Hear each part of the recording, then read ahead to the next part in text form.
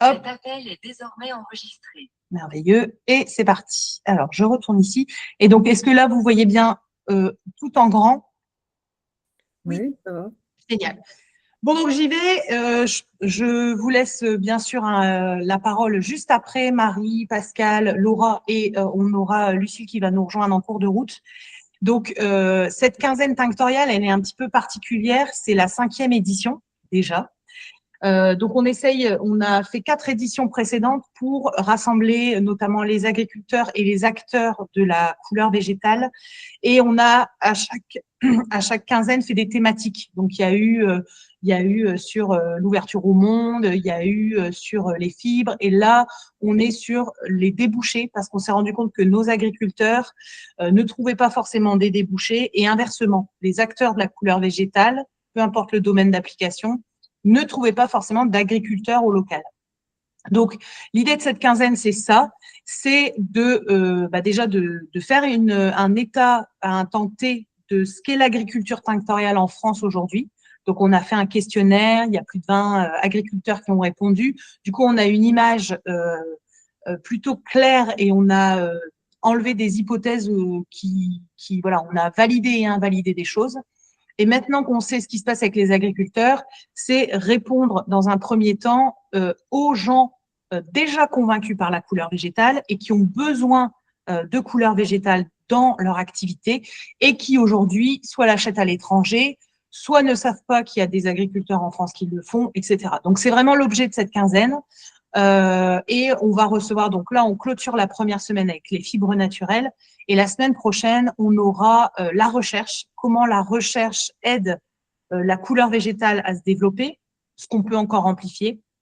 On aura le mardi la teinture végétale, qui est le premier débouché pour les agriculteurs en France. Donc, 100% des agriculteurs vendent leur couleur à des teinturières en végétal.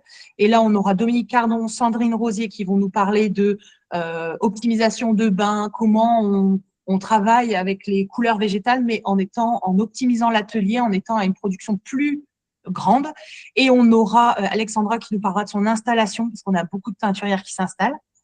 Le jeudi, ce sera les beaux-arts, donc encre, enluminure, sérigraphie, pigments, etc. Quels sont leurs besoins pour les agriculteurs et quelles sont leurs problématiques et comment on peut continuer à avancer. Et vendredi, on clôture avec la cosmétique, donc c'est moins artisanal. On a quand même la savonnerie artisanale. On aura 2 représentants de la savonnerie artisanale qui utilisent des pigments dans les savons. C'est quand même un débouché important. C'est le 4e débouché pour les agricultrices en tinctorial. Et on recevra 2 acteurs de la coloration capillaire dont un déjà, donc les laboratoires Isatis travaillent déjà avec des plantes tinctoriales françaises pour les mettre dans de la coloration capillaire végétale. Et donc, c'est vraiment un booster pour la filière. Et donc, c'est d'ailleurs les laboratoires Isatis qui sponsorisent cette quinzaine. Donc, merci à eux. Et on aura donc Marc Appart, un 2e acteur de la colo capillaire végétale. Et lui, il travaille aussi avec les territoires d'outre-mer parce que on ne veut pas dissocier France et territoires d'outre-mer, quoi. Clairement, métropole et territoires d'outre-mer. Et on aura une pionnière sur la cosmétique, c'est Élodie Carpentier, qui travaille avec de la Garance pour ses rouges à lèvres, de l'indigo pour ses eyeliners, etc. Et donc, vous voyez, l'idée, c'est vraiment de mettre en lien ceux qui produisent avec ceux qui ont besoin et voir comment on peut amplifier tout ça pour répondre d'abord à ceux qui sont convaincus. Et on ira chercher ensuite les moins convaincus. Donc, n'hésitez pas à vous présenter en commentaire. Sachez qu'avec la vidéo, il y a bien sûr tout le chat qui est aussi à dispo parce que vous allez partager des infos, vous allez partager des liens et c'est bien sûr accessible. Et de mon côté, je ferai une newsletter pour simplifier et résumer les 2 journées qu'on a vécues ensemble avec aussi les actions qu'on a décidées. Parce qu'hier, par exemple, il y avait pas mal d'actions à mettre en place. Et donc, les replays, alors je vais bouger ça si je peux, hop, vous les retrouvez donc sous votre invitation. Vous avez les accès aux replays avec les chats. Et sinon, pour les gens qui sont membres à vie ou dans Patreon, vous retrouvez tous les replays aux endroits habituels. Donc, pas de problème. Voilà, vous avez tout au fur et à mesure. Attendez juste que le replay se génère. Donc, dans cette quinzaine, on a essayé de répondre à pas mal de questions et aujourd'hui, on va se focaliser sur un point, c'est comment s'aider des filières que j'appelle moi alliées, c'est-à-dire les filières de fibres naturelles, pour que on s'entraide clairement à identifier les acteurs, les besoins, etc. Donc là, vous allez voir, on a quelques filières représentées. Il faudrait encore aller en chercher d'autres, bien sûr, mais l'idée, c'est de réfléchir ensemble à comment on pourrait aller plus loin. Alors, bon, tout ça, je le passe, mais vous le connaissez quand même. L'idée et le rôle d'Arecover, en tout cas, le rôle que je me suis auto-fixé, c'est de mettre les gens en relation et de parler davantage de la couleur végétale. Donc, je vais partout où il y a des gens qui pourraient être sensibles. Donc, sur LinkedIn, c'est essentiellement les marques, les dirigeants, les chercheurs. Sur Instagram, c'est plutôt les artisanes, les cultivatrices en tinctorial, etc. Et on crée des communautés, donc la communauté sur Patreon qui grandit. On a le podcast Arecover qui progresse bien. Franchement, je suis ravie de voir que on a de plus en plus d'auditeurs et de tout type différents. On a des étudiants, des chercheurs, des agriculteurs, des artisans, des designers. Enfin bref, c'est vraiment très large. Et ce qui nous réunit, c'est cette couleur naturelle, cette couleur de demain. Franchement top. Et les magazines, alors je suis un peu en retard, il faut que je reprenne les magazines pour 2026, mais je vous avoue, voilà, je suis toute seule, ça fait beaucoup de boulot, mais ce qui est bien, c'est que les signaux sont positifs, tous les sujets avancent et on parle davantage de la couleur végétale. Alors, je vous résume pour ceux qui reprennent en cours de route. Lundi, on est parti de la base, l'agriculture tinctoriale. Il y avait un questionnaire, il y a plus de 20 agriculteurs qui ont répondu et l'idée, ça a été de voir, de valider des hypothèses ou non. Ce qui a été hyper intéressant, c'est de voir les surfaces cultivées, les plantes travaillées, les premiers débouchés, qui avait de la surface en plus si jamais on avait une demande qui augmentait. Bref, je ne sais plus combien il y avait de questions, mais il était assez dense et donc je remercie tout le monde d'y avoir répondu, tous les agriculteurs. Et du coup, là, l'idée, ça a été de se dire, maintenant qu'on sait qu'on a telle plante, telle ressource et qu'il y a de la cueillette aussi, enfin bref, tout ce qu'on a validé le premier jour, on s'est dit, maintenant qu'on sait nos plantes, on va passer à la transformation. Et là, c'est Patrick et Isabelle Brenac de Greening, que je remercie encore, qui sont venus donc pour la deuxième journée pour nous parler de comment on passait d'une plante tinctoriale à j'ai envie de dire, une solution pour les domaines d'application. Et donc, pour moi, c'est un maillon indispensable pour cette filière tinctoriale. Très clairement, je le dis, je le redis à chaque fois. Et donc, pendant leur intervention, Patrick et Isabelle nous ont présenté les différentes formes entre une plante fraîche, plante sèche, les composts, les extraits liquides, secs, les pigments, pâtes pigmentaires, pour remettre tout le monde sur un même niveau de connaissance, parce qu'en fait, il n'y a pas que la plante, il y a aussi la manière de la travailler. Ensuite, on a parlé de l'avantage de travailler avec des extraits.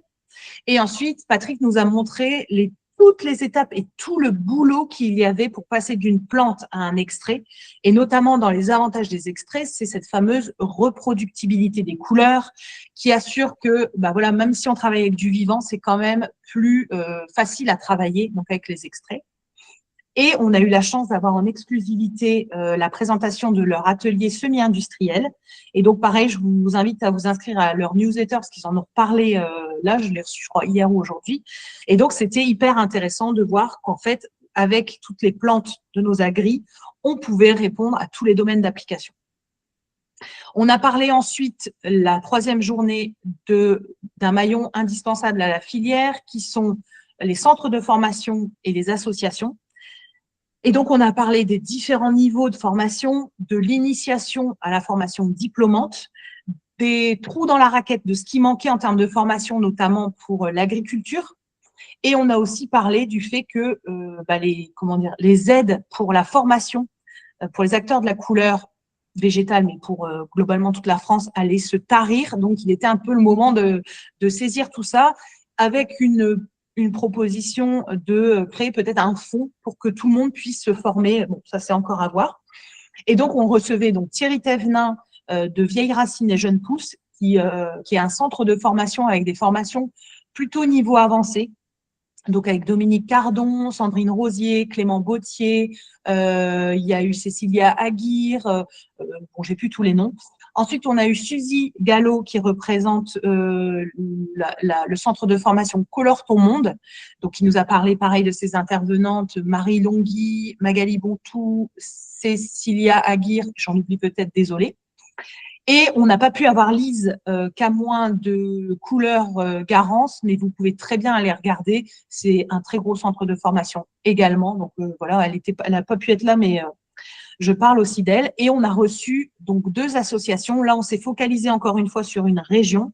On a parlé des Hauts-de-France, donc avec les Tinctoriales à Lille et Radostina, et le travail incroyable aussi de Géraldine Goya, avec Antémis. Et donc là, l'idée, c'est que clairement, on a vu l'intérêt et l'importance de ce maillon dans la filière tinctoriale. Et aujourd'hui, et j'arrête de parler, je vous rassure, on va parler filière alliée.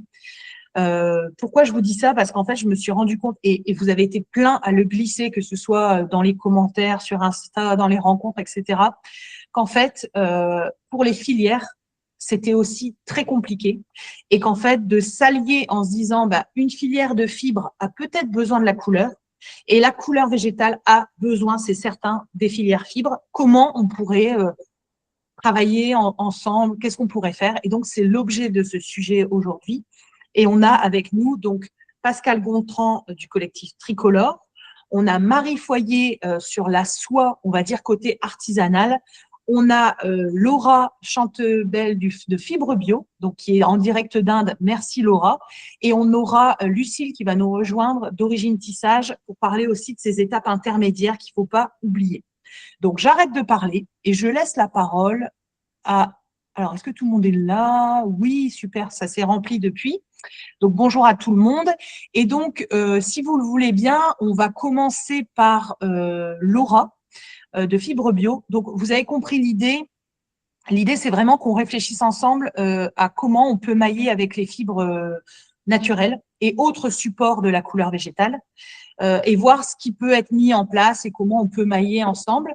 Donc, n'hésitez pas, merci Bulle, à vous présenter dans le chat parce que, comme je vous dis, ça reste et du coup, vous allez pouvoir mailler entre vous et à poser toutes vos questions. Comme ça, on les prend au fur et à mesure et on n'oublie rien du tout. Donc, si c'est bon pour vous, je laisse la parole à Laura. C'est moi qui ai ta présentation. Donc, j'y vais tout de suite. Hop. Et on est parti. Alors, je quitte ça. Il faudra juste me valider que vous voyez bien.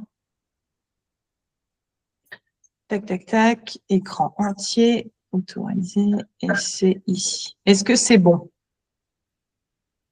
Oui, c'est bon. Oui. Mais du coup, ouais. Vas-y. Et tu me dis quand je dois glisser, enfin quand je dois descendre? Oh, ok. Du coup, tu peux mettre la deuxième. Là, on va passer rapidement sur la deuxième et la troisième. Bonjour. Moi, je m'appelle Laura. Je suis la cofondatrice de Fibre Bio.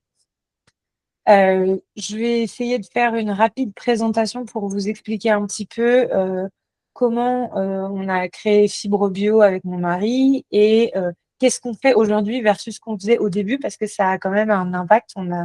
Il y a eu pas mal de changements et voilà. Donc on va passer sur ces étapes-là et pourquoi est-ce que nous on commercialise aujourd'hui des tissus qui sont prêts à teindre à destination de teinturiers notamment.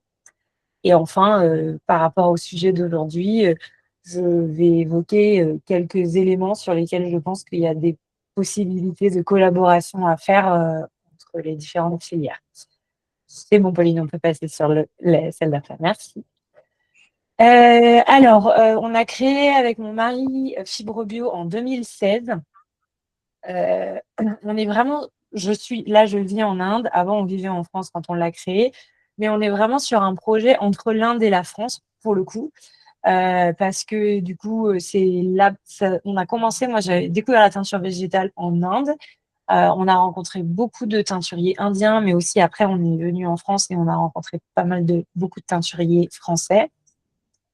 Et le but, au début, on s'est dit, on va créer cette entreprise. Alors, il y avait pas mal de raisons sur la création de cette entreprise, notamment celle de rester nous ensemble. Et on a eu était dans le pari un petit peu fou à cette époque de se dire on va se lancer alors que ni l'un ni l'autre ne connaissions rien du tout au monde des textiles et de la teinture végétale. Donc, c'était un gros saut dans l'inconnu, on va dire.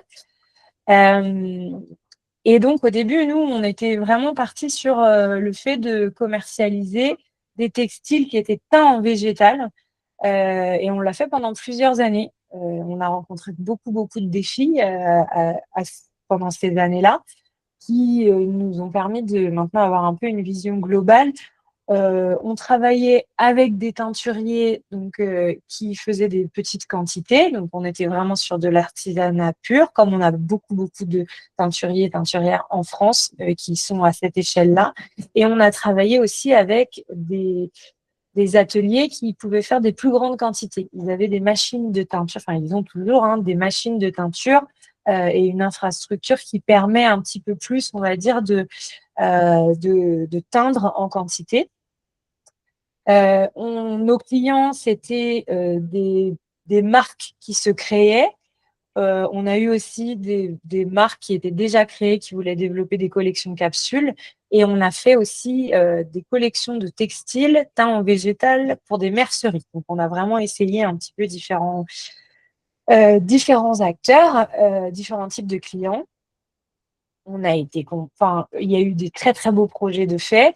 Après, nous, les clients qui venaient à nous, c'était assez facile, on va dire, de leur expliquer les enjeux des teintures végétales, de leur expliquer qu'est-ce qui allait se passer en termes de production, qu'est-ce qui était possible, qu'est-ce qui n'était pas possible de faire. Et tout ça, c'était vraiment des sujets sur lesquels on avait toute une charte, on avait beaucoup d'éléments avant de lancer un projet pour être sûr que c'était clair pour eux de quel type de produit ils allaient développer avec ces tissus. Mais eux, en fait, ils avaient beaucoup de freins qui étaient leurs clients à eux, en fait. C'était le travail que nous, on faisait à bien communiquer pour eux. Et eux, c'était pas toujours possible de le faire avec tous leurs clients individuels et tout ça. Donc, on a eu des entreprises qui ont coulé. Vraiment, après 1 ou 2 années, le projet n'a pas pu tenir. Enfin, il y avait vraiment on a vu beaucoup d'entreprises ne pas fonctionner. Ou alors ça fonctionnait pas. On a fait les merceries. Première année, ça a bien fonctionné. Les merceries étaient très curieuses. Quand on a voulu lancer la deuxième collection, là, c'était un flop pour nous. Parce que du coup, nous, il fallait qu'on avance, parce que les merceries, elles commandent en avance, etc. Il fallait qu'on avance et qu'on prenne beaucoup de stock à nos frais. Et là, ça a été en fait, on n'a pas eu toutes les merceries. Les merceries n'avaient pas spécialement bien vendu la première collection. Et du coup, on s'est retrouvé avec beaucoup, beaucoup de stock, ce qui fait que du coup, on a beaucoup stocké des tissus teints à perte. Et donc, en fait, c'est une perte d'énergie, une perte de beaucoup de choses. Tellement dommage sur ces tissus précieux. Donc voilà, ça a été beaucoup d'années d'apprentissage. Et en fait, en parallèle de ça, on rencontrait beaucoup de teinturiers en France qui, eux, disaient, mais nous, on a besoin de textiles, en fait. On a besoin de textiles. Et c'est comme ça que petit à petit, on a commencé à sourcer des matières non teintes et à travailler des tissus qui, du coup, étaient adaptés aux pratiques de nos clients teinturiers. Donc aujourd'hui, ce qu'on fait, c'est qu'on ne fait que du sourcing et de la distribution de textiles et de produits finis qui sont à destination de nos clients teinturiers et teinturières. Voilà pour la présentation. Voilà, on peut passer. Merci, Pauline.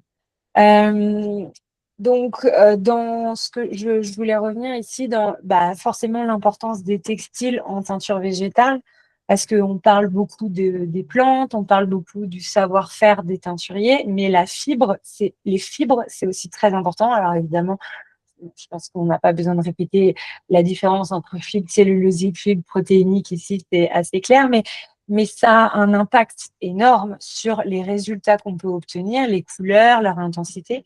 Et la qualité des fibres va vraiment avoir un impact sur l'absorption des couleurs, sur l'intensité, sur la tenue dans le temps aussi. Et donc, c'est vraiment une base qu'il ne faut pas négliger.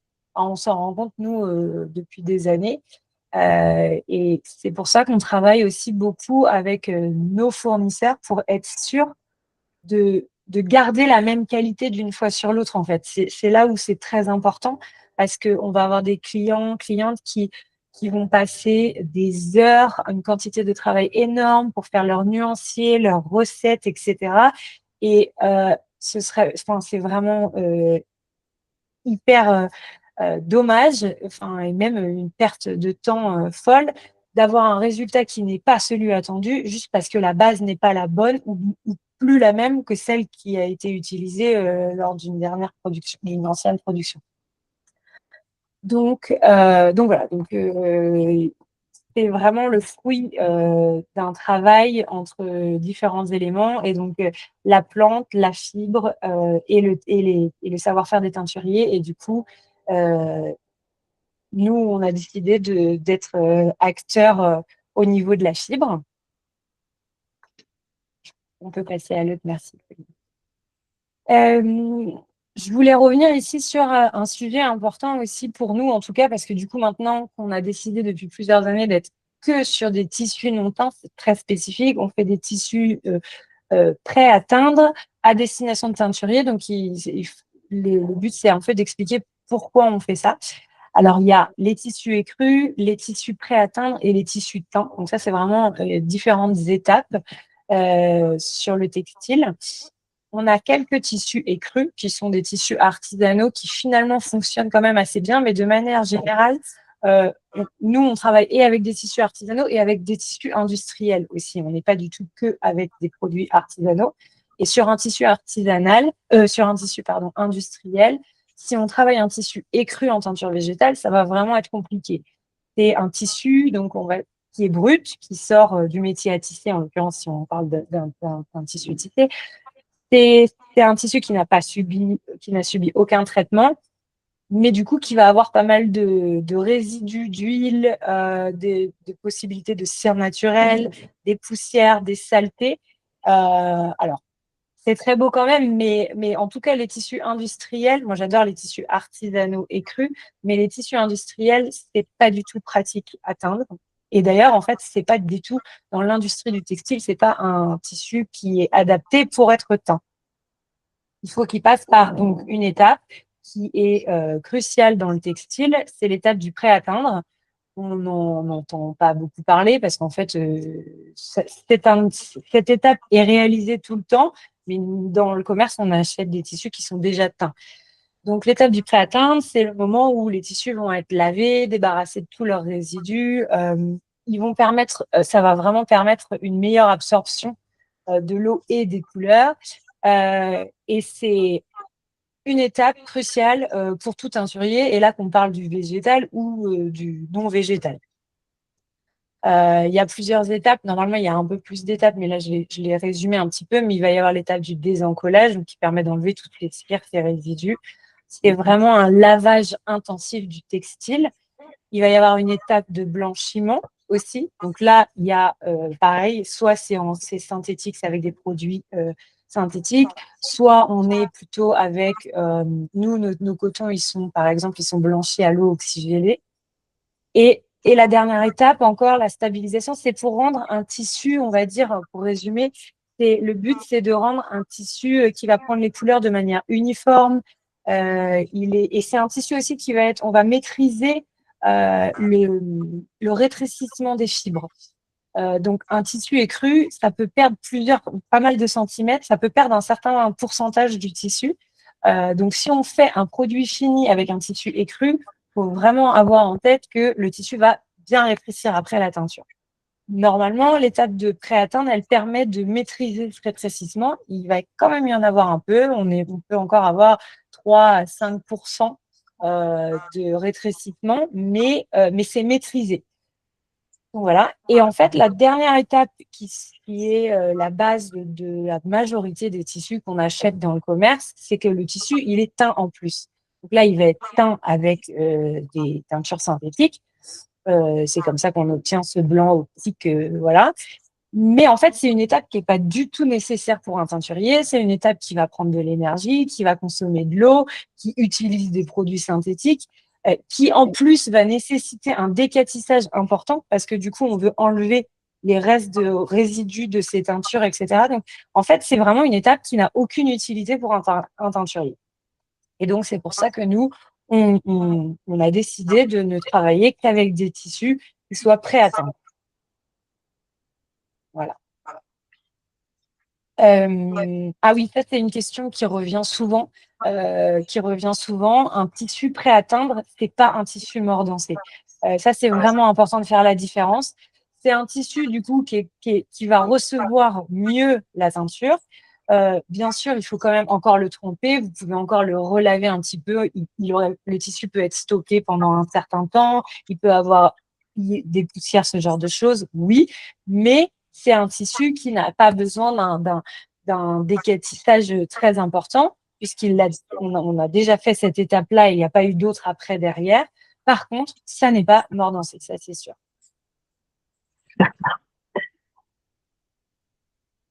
Oui.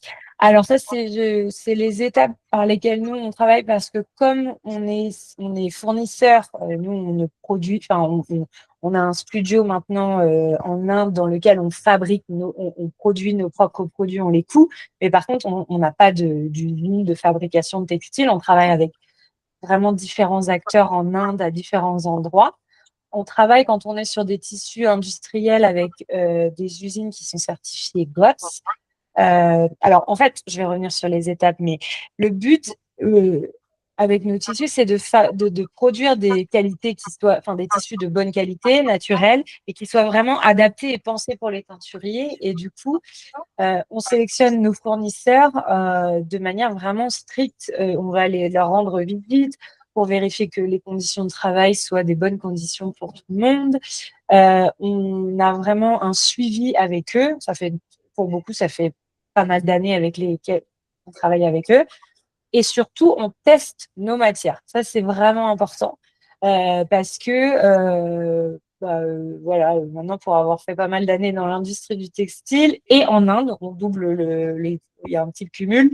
Et ben en fait, il y a parfois on nous dit c'est tel tissu, c'est difficile de se rendre compte, et en fait, c'est pas du tout le tissu qu'on attendait. Donc nous, ce qu'on fait, c'est que tous nos tissus, à chaque fois, ils sont testés dans un laboratoire entre 6 mois et 1 an, parce qu'en plus, on envoie ces documents aux douanes et tout ça.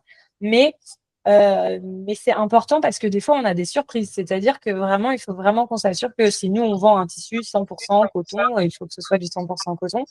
Ou parce qu'on a des mélanges aussi, on a des mélanges laine et soie, par exemple, sur des écharpes, ce genre de choses, que ce soit vraiment la composition exacte. Parce que du coup, ça aussi, ça va jouer pour les teinturiers et leurs recettes.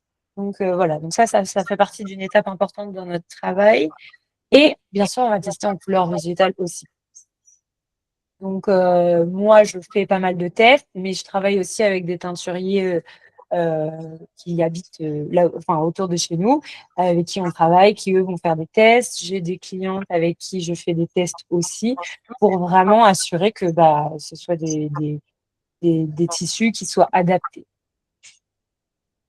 Et du coup, pour revenir au sujet d'aujourd'hui, je suis contente de pouvoir avoir l'occasion d'en discuter un petit peu parce qu'en fait, la question ici, c'est, moi, on parle là d'acteurs français et moi, je suis au milieu entre l'Inde et la France. On se dit, mais moi, j'ai eu des clients beaucoup qui m'ont demandé, mais pourquoi tu fais pas de produits français? Alors, c'est pas que je veux pas, on a essayé, mais en fait, il y a plusieurs points importants. Nous, on est vraiment au milieu entre les fournisseurs et les teinturiers.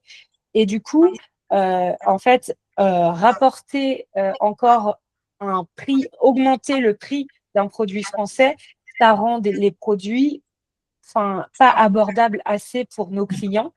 Et ça, c'est un problème parce que du coup, depuis des années, on s'est bien rendu compte, même quand j'essaie de développer des produits un peu plus haut de gamme, c'est pas ce que je vends le mieux parce que c'est difficile du coup pour tous nos clients et clientes. Si la matière première doit être de bonne qualité, mais elle doit être à un prix raisonnable. Sinon, c'est trop difficile pour eux de rajouter leur temps de travail, leurs coûts et de pouvoir vendre leurs produits quand même assez bien. Donc, ben, pour garantir des prix bas, nous, on a essayé de travailler avec un système de commandes groupées. Ça fonctionne depuis 6 ans, je pense qu'on a commencé, mais ça a été très progressif. Et c'est une plateforme qu'on a développée petit à petit grâce à nos clients, en fait, qui étaient d'accord pour jouer le jeu avec nous. Et là, ça fait 2 séances par an. On propose à nos clients d'acheter ensemble. Et donc, ils achètent, c'est-à-dire que quelqu'un va venir, veut une écharpe en laine, mais elle n'en veut que 5 pièces. Et ben, si après, il y a 10 autres clients qui viennent acheter cette même écharpe en laine pendant les 2 semaines, et qu'on a en tout, je sais pas moi, 50 pièces de vendues, et bien du coup, chacun individuellement va avoir le prix comme s'ils avaient acheté 50 pièces. Et nous, c'est difficile, par exemple, dans notre cas de notre entreprise, de faire des soldes, parce qu'on essaie de garder les marges le plus bas possible depuis longtemps. J'essaie d'augmenter au minimum mes prix, etc. Parce que je sais que c'est la clé pour les teinturiers, c'est que les prix peuvent pas trop augmenter, sinon après eux ils peuvent pas les revendre. Et donc les commandes groupées, c'est vraiment une façon de bien mutualiser les achats. C'est pas des soldes pour moi, je vends en quantité, donc bien sûr que je peux baisser la marge. Et du coup ça aide, on mutualise les frais de transport, etc. Donc ça a vraiment un impact. Et je pense que ça pourrait être fait en interfiliale, par exemple, d'acteurs français. C'est-à-dire que moi, les commandes groupées que je fais en textile, ça pourrait être entre agriculteurs, entre agriculteurs, que leurs plantes puissent être vendues en groupe aussi, par exemple. Donc, la mutualisation des ventes, c'est une option que nous, on a testée, qui fonctionne bien et qui pourrait vraiment s'adapter à d'autres acteurs, je pense. Potentiellement, moi, la plateforme que j'ai, elle pourrait être utilisée pour ça. S'il y a des acteurs qui souhaitent peut-être penser à une façon de faire de cette manière-là, ça pourrait fonctionner. La seule chose importante, c'est qu'en fait, les produits ils soient dans un même lieu. Parce qu'après, parce que chaque client va peut-être prendre des plantes de cette personne, des tissus de cette entreprise, etc. Donc, en fait, il faut que les produits soient réunis au même endroit, mais sinon, ça peut vraiment fonctionner. Et potentiellement, je me disais la mutualisation peut-être de coûts entre fournisseurs avec des systèmes de dépôt-vente. Là aussi, bon, bah ça, c'est un exemple, mais par exemple, nous, on a un atelier partagé en France à Valréas avec une amie teinturière et elle m'aide à vendre, à envoyer les colis de nos commandes sur le site internet, mais potentiellement, il pourrait y avoir peut-être un dépôt-vente d'autres tissus qui soient made in France ou pour lesquels il n'y a pas, j'ai pas de trésorerie à sortir. Enfin, ça, c'est vraiment des choses parce que c'est ça le problème. C'est qu'aujourd'hui, c'est le plus difficile, c'est quand on est des acteurs et des petites entreprises, c'est d'avoir la trésorerie pour acheter tous les produits, etc. Ça bloque beaucoup. Mais en mutualisant différentes choses, je sais pas, je me dis que peut-être ça pourrait fonctionner. Top. Bah, écoute, Laura, un grand merci. Est-ce que vous avez des questions pour Laura, que ce soit sur Fibre Bio, si jamais il y a des questions, et que ce soit sur les idées de propositions. Donc, toi, tu dis que ça pourrait être intéressant. Donc, il y a ta plateforme pour les commandes groupées qui pourrait être peut-être utile à un collectif. L'histoire que tout soit au même endroit, ça j'avais compris. Et la mutualisation des coûts entre fournisseurs, ça c'est des choses qu'il faut voir.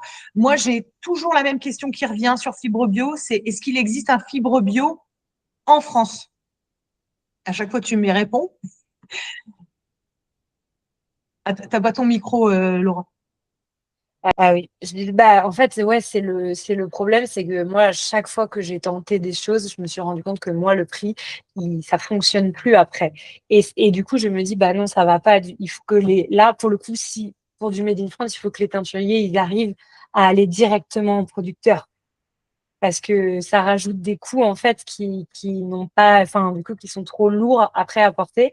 Et c'est lourd pour moi parce que du coup j'ai pas la trésorerie pour pouvoir garder en stock ces produits, mais ça pourrait fonctionner potentiellement en dépôt-vente. S'il y a des acteurs, je sais pas, je pensais, j'ai beaucoup de clients qui veulent des chaussettes en laine made in France et qu'il y a des producteurs qui veulent faire du dépôt-vente. Bien sûr, ça, c'est des choses qui pourraient être possibles, mais aujourd'hui, le problème, c'est ça, c'est que moi, j'arrive pas parce que mes clients, ils ont vraiment besoin de produits qui restent de bonne qualité, mais qui restent à des prix qui soient vraiment ouais, en dessous de 20 euros nécessairement. Alors, tu as Bulle qui te demande, bah, déjà qui dit que c'est passionnant, donc merci Laura, parce que c'est vrai que ça remet tout le monde au même niveau. Tu es basé où en Inde? Dans quelle région sont tes fournisseurs au sens large? Est-ce que tu as une exploitation agricole et est-ce que tu es en lien avec des producteurs de tinctorial en indigo? Ah non, c'est pas Fleuret, c'est pas Bulle, c'est Séverine. Non, Séverine, Sandrine. Bon, c'est la Fleuret rouge. Vas-y, Laura. Tu peux, Ah vas-y, non, tu peux. la question, c'était pas de savoir si. Bonjour Laura, merci beaucoup.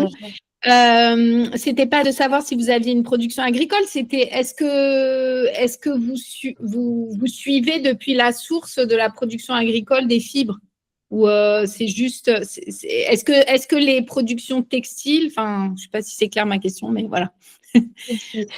Oui, je comprends. Alors effectivement, dans le textile, c'est beaucoup de choses opaques, sauf qu'on essaye d'aller au plus loin qu'on peut, mais pas pour tous, c'est pas toujours possible. Quand, par exemple, sur le coton bio, par exemple, c'est quasiment impossible de remonter parce que du coup, c'est des mélanges entre différentes fermes, etc. Donc, la seule chose qu'on peut faire pour nous, c'est acheter sous la certification GOTS. Donc là, quand même, il y a un tracé. C'est la meilleure certification qui suit toutes les étapes, mais il nous donne pas. C'est-à-dire que quand nous, on fait faire produire nos textiles, nos tissus bio dans une entreprise GOTS, donc nous, on est sur les deux étapes. On est sur l'étape du tissage et sur l'étape de la filature. On achète le fil, donc on sait à qui on achète. Par contre, après, eux, le coton, il vient de différents endroits d'Inde, ça c'est sûr, mais c'est en certification GOTS. Donc là, pour le coup, il y a quand même, eux, de leur côté, un vrai suivi, mais on n'arrive pas à remonter. Après, on a d'autres textiles sur lesquels on sait, c'est plus les artisanaux. Pour le coup, les artisanaux, on travaille avec des tisserands, la famille des tisserands, on sait où est pris, c'est local. Le coton, on travaille avec du coton cala, de la soie sauvage, etc. Donc là, oui. Tout ce qui est tissu industriel, c'est pour ça qu'on essaie de travailler avec euh, au moins avec des tissus qui soient certifiés. Pour la laine, on travaille avec des laines qui sont Woolmark, certifiées Woolmark, mais ça reste le secteur du textile et remonter toutes les filières de tous nos tissus, c'est très difficile. On essaye. La soie, on travaille avec des titrants qui sont locaux ici, qui ont une usine ici. On sait quand la soie, elle est vraiment made in India ou si elle vient de Chine, par exemple, pour les satins. Il y a différents produits sur lesquels on essaye d'avoir le plus de traçabilité, mais à des moments, on est bloqué, ça c'est sûr. Bon, bah top, ça nous fait une belle transition. Alors, ce que j'aimerais, c'est qu'on fasse intervenir donc les intervenants et qu'on se laisse un temps de réflexion globale à tout le monde. Donc, franchement, merci Laura pour cette présentation et de rappeler tout ça parce que c'est vrai que la fibre, je me rappelle des premiers épisodes de podcast, c'était la prio et d'avoir un sourcing fiable et pérenne dans le temps pour s'assurer, comme tu disais, de ne pas refaire à chaque fois ces nuanciers. C'était hyper bien aussi de reposer ça. Alors, j'aimerais bien, si vous voulez, laisser la parole à Pascal pour tout ce qui se passe sur le collectif tricolore. Et pareil, Pascal, si tu veux rebondir aussi sur ce que dit Laura. Et ensuite, on fera Lucille pour la partie tisserand, parce que Lucille a un impératif. Et si ça vous va, on finira par la soie et tout ce qu'on a raconté à côté. Donc, Pascal, si tu veux bien, je ne sais pas si tu as une présentation ou pas. Et si tu me dis, tu me l'envoies et je le présenterai. Bonjour, merci Pauline. Non, pas particulièrement de présentation. Je pensais faire ça de façon un peu informelle. Merci Laura pour la présentation de votre projet. C'est une question intéressante, effectivement, la mutualisation des stocks pour des petits volumes. C'est vrai que déjà le Made in France n'est pas très accessible.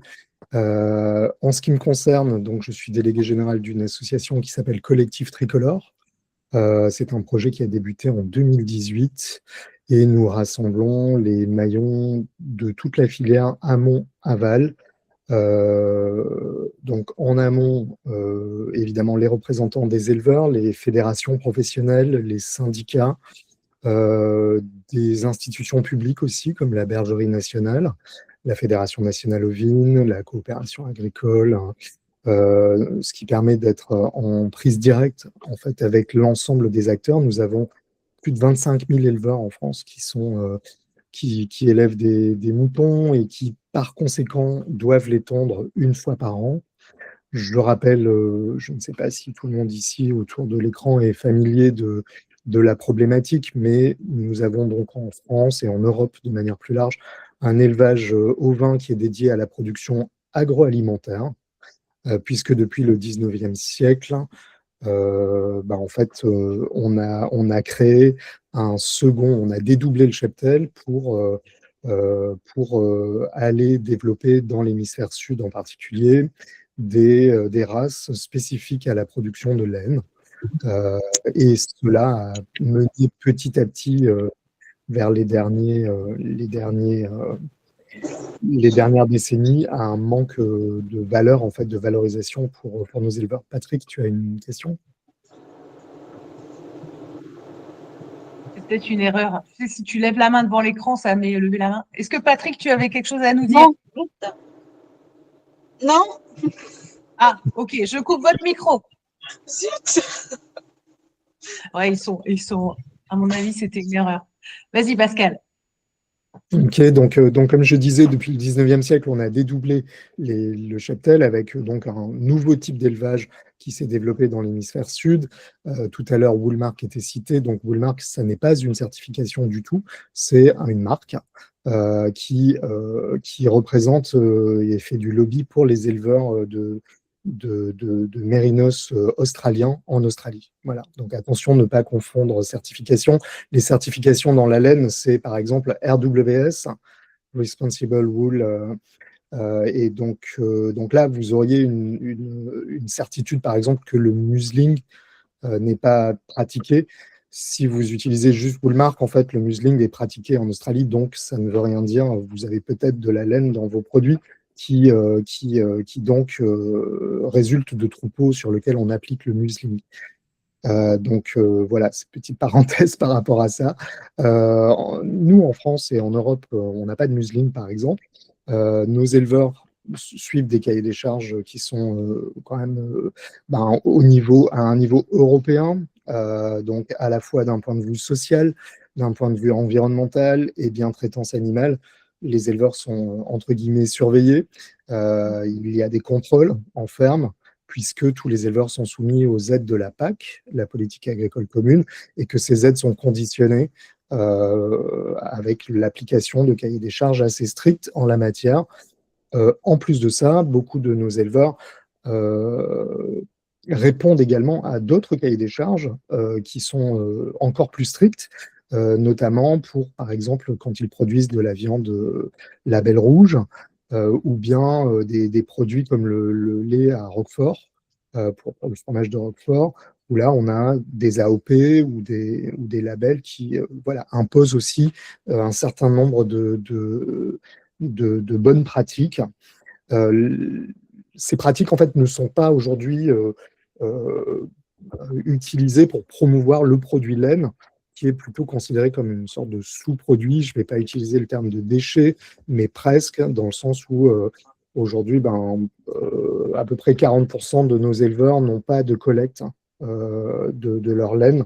Donc, c'est un coût qui est chaque année nécessaire pour le bien-être des animaux et du troupeau, mais ce qu'on leur offre pour l'achat, quand ils ont un achat de cette laine, à part quelques races spécifiques comme le Mérinos d'Arles, qui est plutôt bien valorisé, eh bien, c'est un coût qui n'est pas couvert, en fait. Le coût de la tonte n'est pas couvert par la vente des toisons.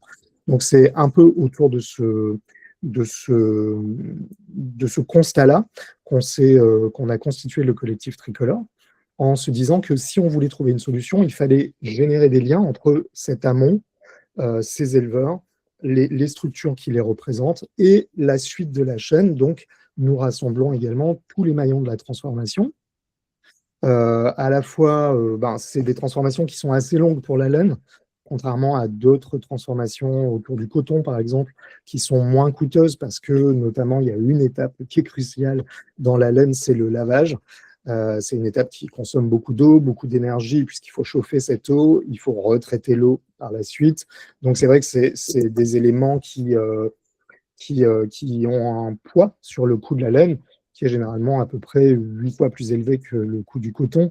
Ce qui explique aussi, si on le rajoute à du Made in France, que forcément, ça fait un différentiel de prix énorme entre du coton transformé en Inde ou de la laine transformée en France. Donc là, c'est sûr qu'on compare des choses qui sont difficilement comparables. Donc, les maillons de la transformation, c'est important. Ils sont assez nombreux. On peut faire beaucoup de choses aussi avec la laine, pas seulement du textile. On peut aussi faire des matelas. On peut faire aujourd'hui, plein de nouveaux usages sont en train d'émerger. Et il y a plutôt une bonne émulation sur le secteur. Donc, c'est encourageant et prometteur pour l'avenir. Ce n'était pas le cas en 2018 encore. Et on rassemble également, donc c'est notre troisième grand groupe, ce sont les marques, les distributeurs qui ont envie de s'engager ou qui utilisent déjà de la laine française. Donc voilà, donc là aussi on couvre des typologies de marché différentes, que ce soit la literie, que ce soit des produits plus techniques, du packaging, de l'isolation pour la construction, du vêtement, de la mode, de la décoration. C'est assez vaste. Voilà, et donc l'idée de les rassembler, c'est déjà de faire en sorte qu'ils se connaissent. Généralement, nos transformateurs en local utilisent des laines d'importation, donc ils connaissent très bien, qui arrivent très standardisés en France, puisqu'il y a très peu de races, c'est généralement du mérinos. Donc c'est surtout ces sources-là de fibres qui sont très connues de nos transformateurs. Pour les marques, généralement, elles font confiance à leurs fournisseurs, donc ce n'est pas forcément elles qui ont une connaissance parfaite. Donc, ça nous a amené notamment à travailler sur un outil de traçabilité, puisque au-delà de générer des liens, générer du dialogue entre l'ensemble de ces acteurs pour qu'il y ait une meilleure interconnaissance et donc que des projets communs puissent voir le jour, on développe également au sein du collectif des outils ou des ressources collectives qui sont en grande partie disponibles sur notre site internet. Donc, je vais vous le mettre dans le chat. Si vous voulez aller voir, nous avons une section ressources sur laquelle vous allez retrouver un certain nombre d'éléments qui sont rendus publics. Nous avons notamment développé une cartographie du gisement, puisque les éleveurs en France déclarent le nombre de têtes, mais pas forcément les races correspondantes. Et une des spécificités de ces élevages locaux en Europe, en France, c'est leur extrême diversité.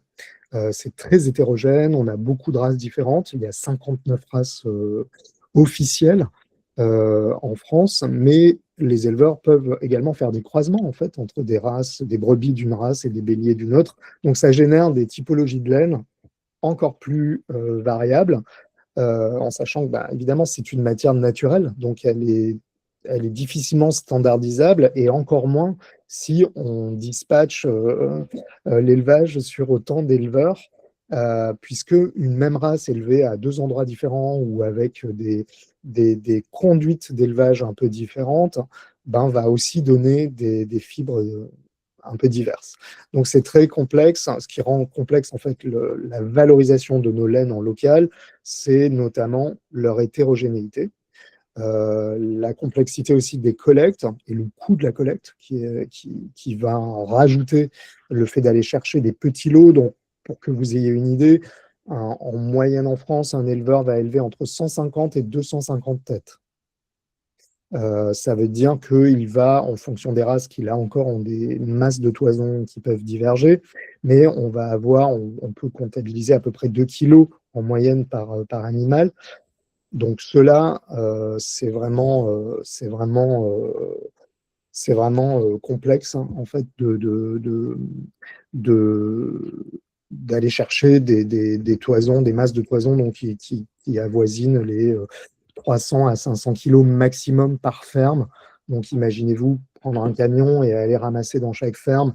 Et souvent, notre élevage, en plus, est concentré sur des zones qui sont de moyenne montagne ou montagne.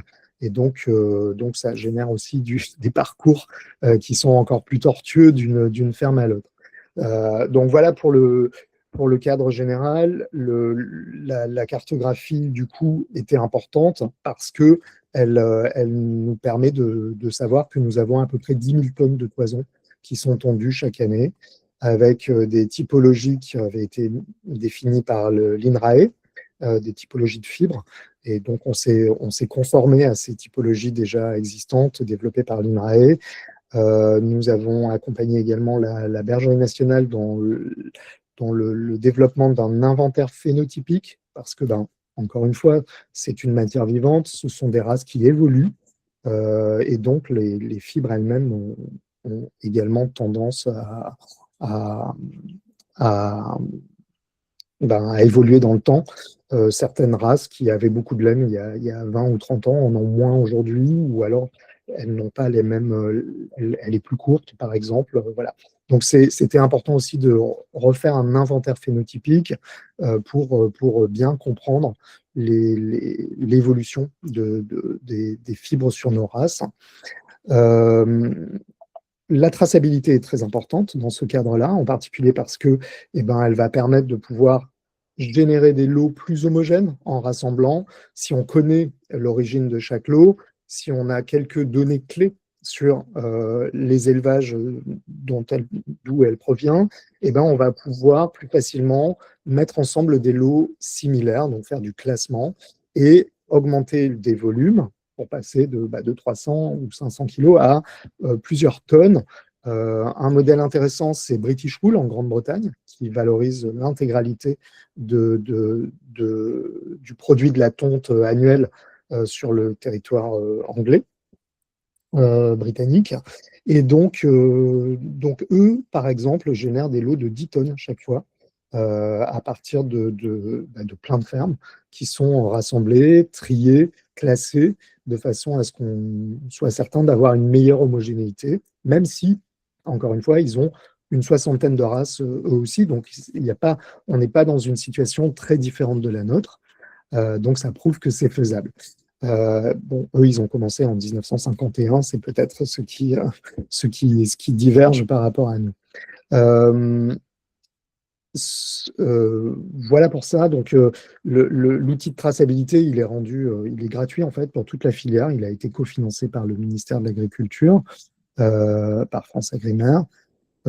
Aujourd'hui, nous travaillons sur un autre projet qui est aussi important et que j'aimerais porter à votre attention aujourd'hui. C'est un projet qui s'appelle WiseWool, que nous développons avec l'ADEME et qui va permettre d'établir le calcul de l'impact environnemental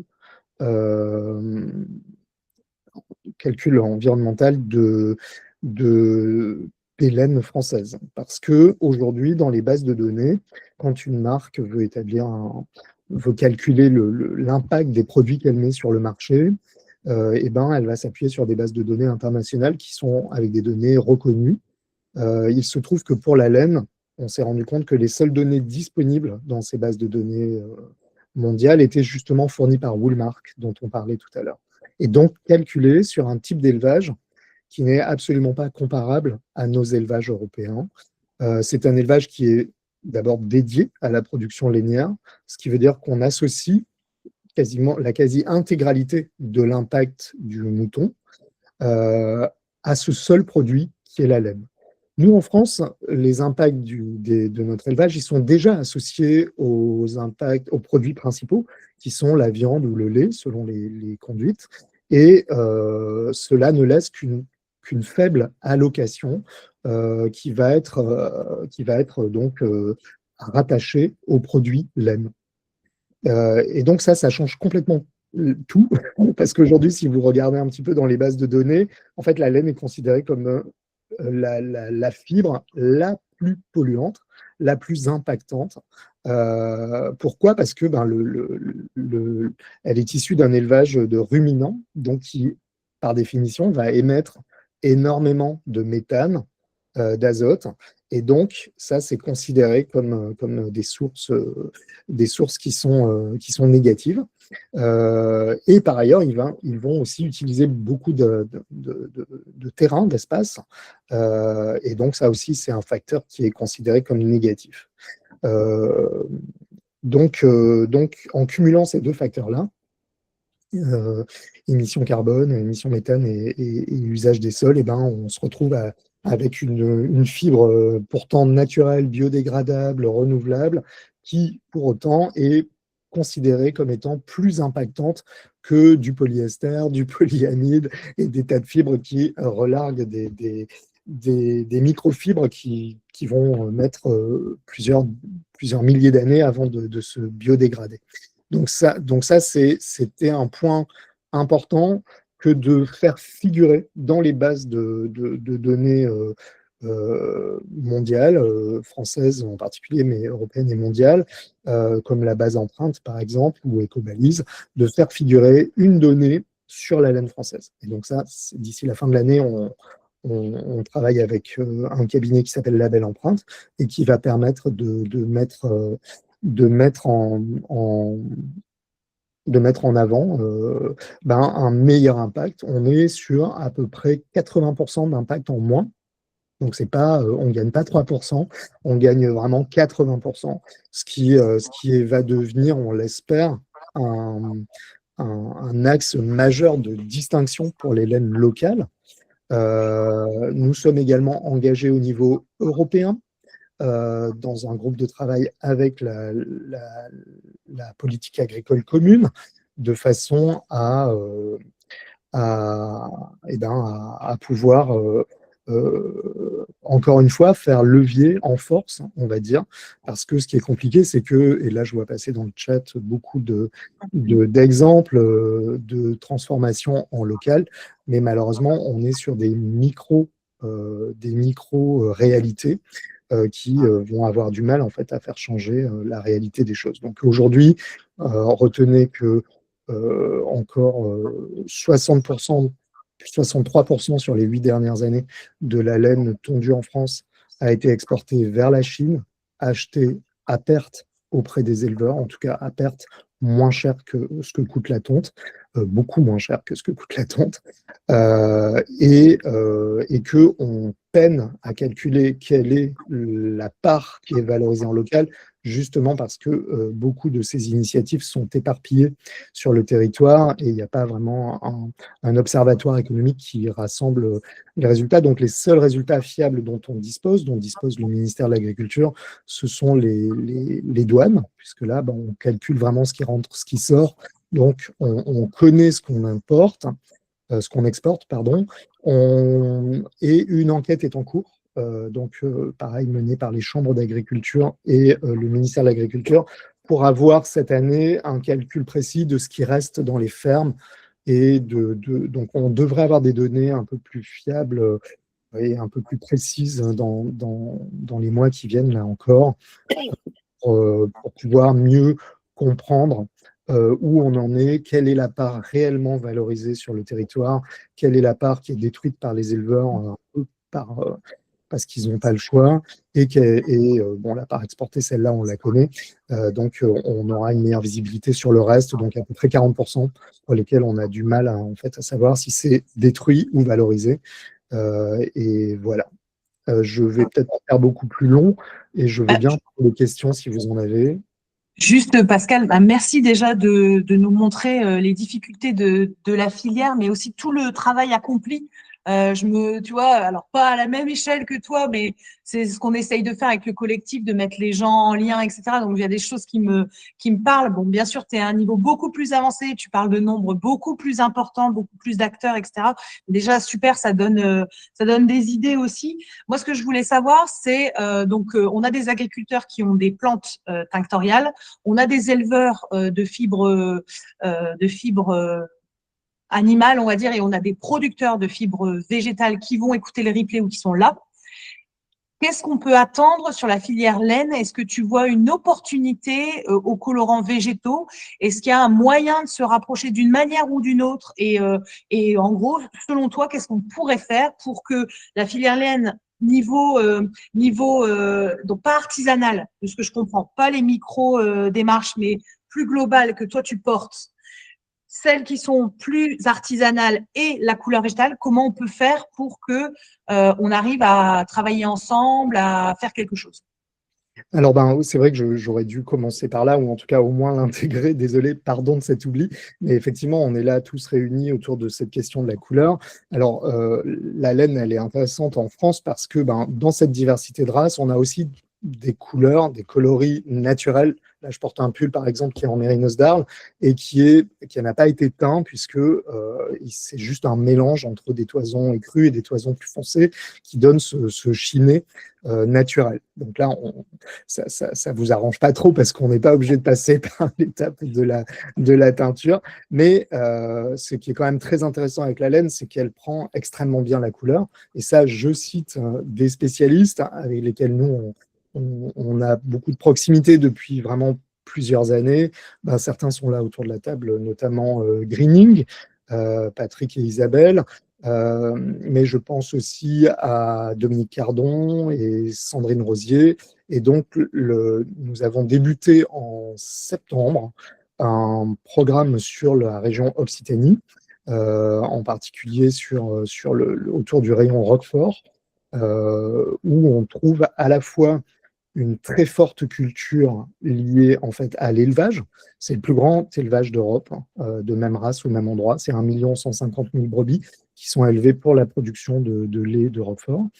On y trouve donc historiquement cet élevage a donné naissance à 2 filières de transformation qui sont d'une part celle de la laine avec le produit des tontes dès le Moyen-Âge, et puis avec une amélioration qualité apportée par les manufactures royales à la Renaissance, avec sous Louis XIV, avec Colbert, jusqu'à 13 manufactures en local qui étaient spécialisées dans la production de draps de laine et qui étaient tous 100% teints avec des plantes, dont une partie était également cultivée en local. Je pense au pastel ou à la Garance, mais là encore, je préférerais que les spécialistes prennent la parole là-dessus. Mais ce qu'on a trouvé intéressant et ce qui donc est un peu au cœur de notre programme de mise en lien qui s'appelle les pastorales, c'est de relier déjà ces 3 filières, enfin en tout cas relier la logique entre la filière de l'élevage et celles qui sont liées à la laine et au cuir aussi, puisque je ne l'ai pas dit, mais la valorisation des peaux aller avec aussi l'élevage en local. C'est aussi pour ça qu'on a des grands centres autour de la maroquinerie en Occitanie, comme la ville de Millau ou de Groyer, et avec beaucoup de mégisseries qui sont spécialisées dans la valorisation des peaux d'agneau. Et puis également, évidemment, celle des colorants naturels, des productions en colorants naturels. On avait vraiment cette logique historique d'articulation entre ces filières qui sont interdépendantes et qui se nourrissent les unes les autres. Et donc, ce qui nous intéresse aujourd'hui et pour demain, c'est d'essayer d'étudier comment on peut reprendre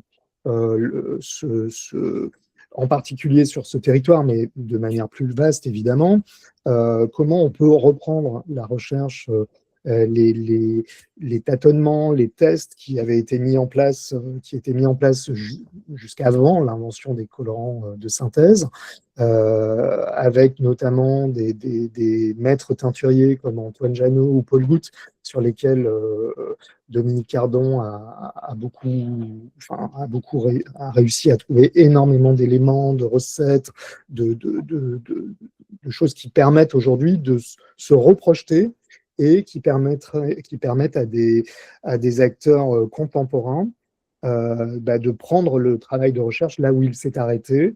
Et donc voilà, donc là aujourd'hui, nous, notre volonté, c'est vraiment de réussir à mettre en place des projets vertueux, mais avec une visée pour le futur et effectivement sur des impacts en termes de quantité qui soient à une échelle un peu plus élevée qu'une casserole ou une marmite. Et donc, ce que vous faites avec les pastorales, donc je remettrai le lien dans le chat, ce que vous faites avec les pastorales pourrait être démultiplié demain et pourrait être une source de débouchés. Alors, j'ai pas trouvé d'autres mots que débouchés, qui est pas très glamour, mais de débouchés pour nos agriculteurs en tinctorial et nos maillons de la couleur végétale. Ça peut être une piste.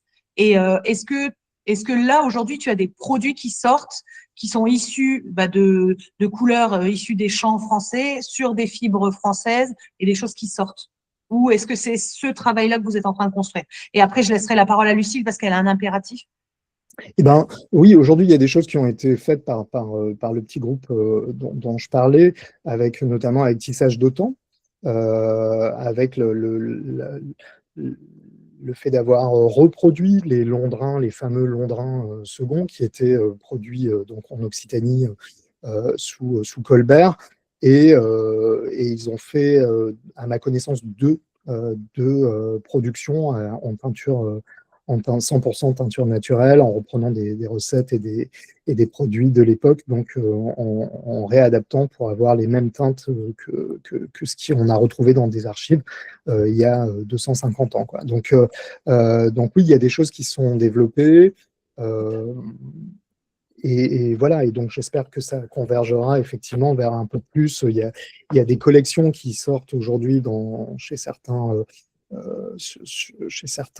éditeurs qui s'appuient également sur des sources de colorants à assez grande échelle. Donc ça va être, j'espère, des choses qui vont se développer, qui vont être amenées à se développer de plus en plus et qui pourraient trouver, sous couvert que d'un point de vue économique, encore une fois, ce soit viable.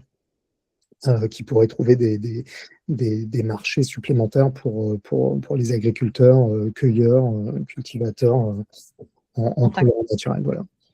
Génial. Bah, écoute, Pascal, un grand merci pour ce point sur la laine. Si vous avez des questions pour Pascal, et je vois qu'il y a plein de liens qui se passent de démarches, etc., vous pouvez continuer les échanges dans le chat. Je voudrais passer la parole à Lucille parce qu'elle a un impératif de temps. Donc, on va faire le récap à la fin. Je suis désolée, mais du coup, là, on reçoit Lucille Martin pour la partie tissage. Notamment et entre autres, mais l'idée c'est quoi? C'est de se dire que dans ces maillons, et tu l'as bien dit Pascal, il y a plein de maillons dans cette chaîne, et si on veut que ça fonctionne, il faut faut pas tous les oublier. Et donc là, je laisse la parole à Lucille pour nous parler justement de ce maillon-là, et toujours dans la démarche de se dire comment on peut travailler les fibres et la couleur végétale, que ce soit des fibres animales ou végétales, comment on peut se rapprocher, qu'est-ce qu'on peut faire pour que ce soit bénéfique pour les deux filières, enfin les filières. Bonjour et merci pour cette deuxième intervention, du coup, parce que j'ai eu l'occasion de participer à une autre, c'était cet automne.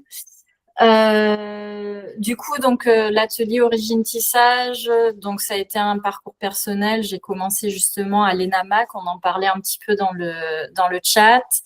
Après, je suis passée par anciennement les tissages Pistre, actuellement donc tissage d'Autan, dont on vient aussi de parler. Et là, donc j'ai monté mon atelier de tissage dans les Pyrénées-Orientales.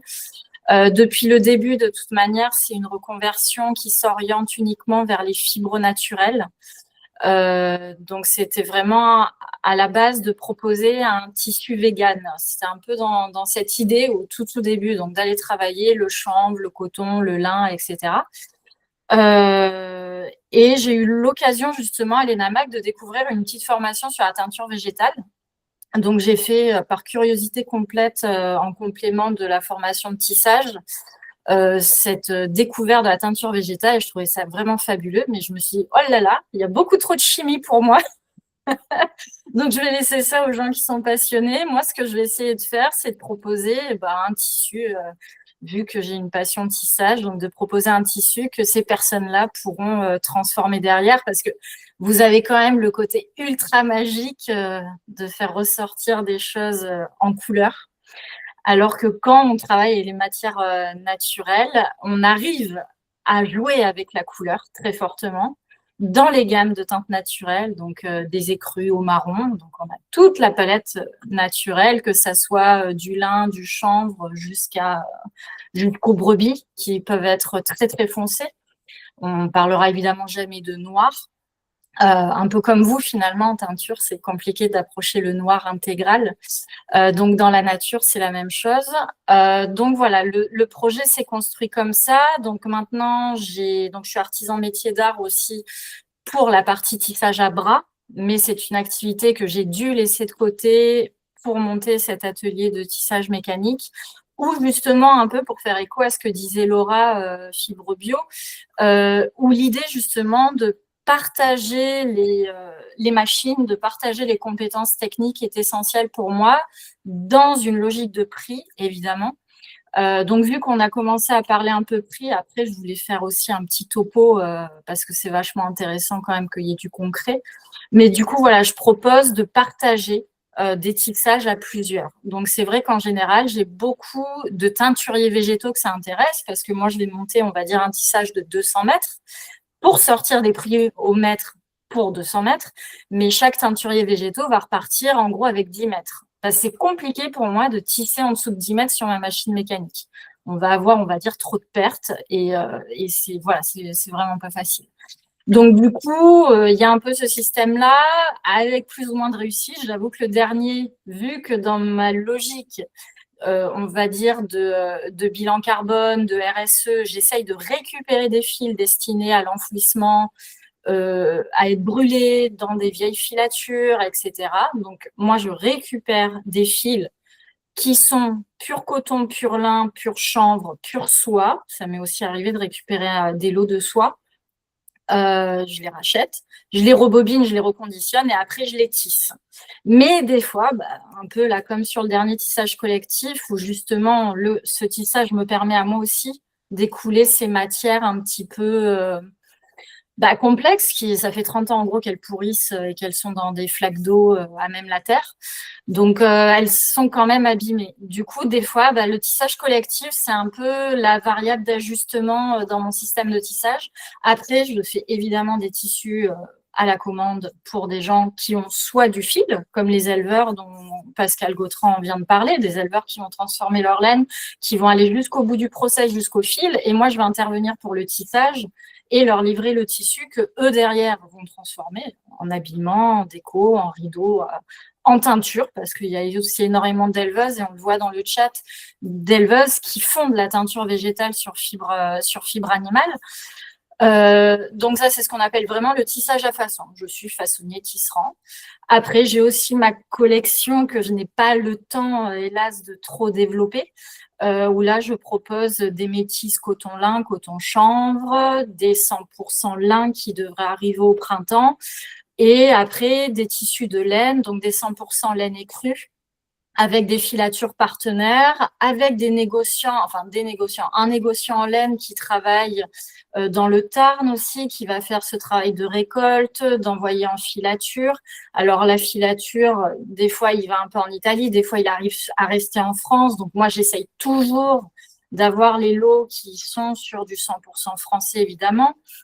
Donc, voilà. L'idée, c'est d'avoir quand même à chaque fois une gamme écrue, prête à teindre. Donc, quand Laura en parlait et a bien expliqué ce que c'était, j'avais été beaucoup moins claire la dernière fois, je pense. Mais du coup, voilà, c'est important. Il va y avoir mon tissu tombé de métier sur lequel, en fait, le fil est brut. Donc moi, bon, j'ai, on va dire, la chance de pouvoir avoir la passion d'aller chiner des fils, où je vais essayer de trouver des fils qui vont pas être encollés, qui vont pas être, voilà, qui vont pas avoir eu trop d'encimage, etc. Et donc, du coup, mon tombé de métier est relativement brut, mais il va demander évidemment une étape de lavage plus importante que mon tissu prêt à teindre, qui lui est déjà lavé par les établissements ferriers dans le Tarn. Donc leur spécialité, et maintenant du coup ça fait depuis 2021 que je travaille avec eux, ils ont bien compris ce que je voulais, c'est pas d'intrants chimiques. On joue que sur l'eau et la température. Voilà. Donc, les tissus prêts à teindre vont être lavés entre 40 et 60 degrés pour les fibres cellulosiques et on va dire à froid donc pour les matières laines. Mais le fait d'avoir cette première étape d'ennoblissement, c'est une première étape, après vous ennoblissez également derrière avec les mordançages, la teinture, etc.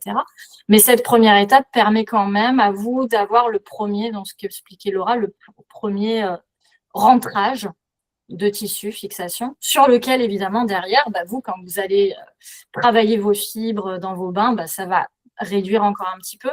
Donc, voilà. Mais quand on est en tombée de métier, là, vous allez avoir vraiment un rentrage vachement plus important parce que c'est vous qui effectuerez cette première étape de lavage prêt à teindre.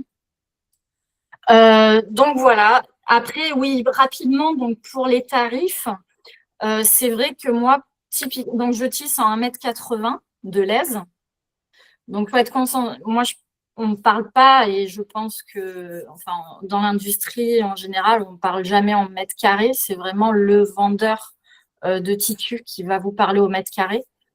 Donc, moi, en mètre linéaire, pour les cotons, par exemple, je ressors à 17 € du mètre linéaire.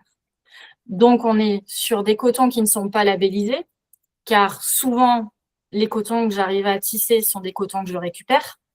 Donc, impossible d'avoir une traçabilité là-dessus, mis à part le fait que c'est du coton. Voilà, on fait les tests de brûlage, on fait, voilà, c'est bien du coton. Le lin, là, par contre, le lin, j'en achète chez Safilin. Donc, du coup, eux ont la traçabilité jusqu'à la parcelle agricole. Donc là, on pousse vraiment très, très loin l'échelon. C'est-à-dire, si vous voulez même aller voir l'agriculteur qui a cultivé, qui a taillé le lin, et après, Safilin, qui quand même a son usine de production en Pologne, voilà, peut quand même avoir une traçabilité la plus complète. Le chanvre, on est complètement opaque là-dessus, mais je crois qu'il y avait eu des épisodes de toute manière sur la filière chanvre. Savoir que, en gros, le plus proche et le plus propre qu'on peut avoir, c'est Roumanie. Voilà. Même si l'agriculture est française. On va dire que la dernière filature est en Roumanie. Là, d'autant que je n'ai pas vraiment pris de nouvelles d'eux depuis depuis ce qui se passe en Ukraine. Donc, c'est aussi compliqué pour ces pays-là de suivre. Donc, la géopolitique nous impacte vraiment à toutes les échelles. Donc, voilà. Après, donc pour les prix, donc c'était un peu l'ordre de grandeur. Donc, au mètre linéaire, je suis à 17 €. Sur les lins, je vais être à 28 €. Et sur les laines, je vais souvent être à 40 € du mètre linéaire minimum. Ça, c'est en général quand j'ai réussi à avoir des fils avec des éleveurs qui disent « Ouais, j'ai pas trop les moyens pour que je te paye tout le tissu, donc je te donne un peu de fil, comme ça, voilà. » On reste artisan aussi, donc on s'entend par rapport à ça.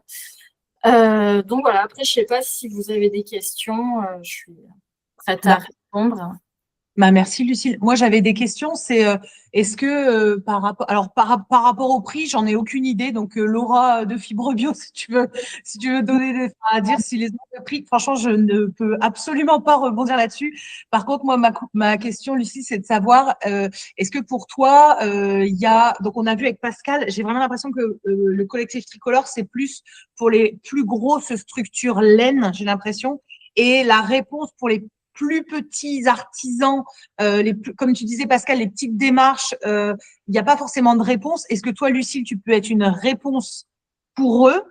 Et quel rôle a la couleur végétale à ce moment-là? Est-ce que pour toi, tu vois ça comme une proposition qui peut être en plus ou Alors, moi, j'ai la chance, en fait, d'être vraiment entre les deux. C'est que je suis à la fois artisan d'art pour le tissage à bras manuel, c'est-à-dire je peux mettre 10 jours à tisser 30 centimètres.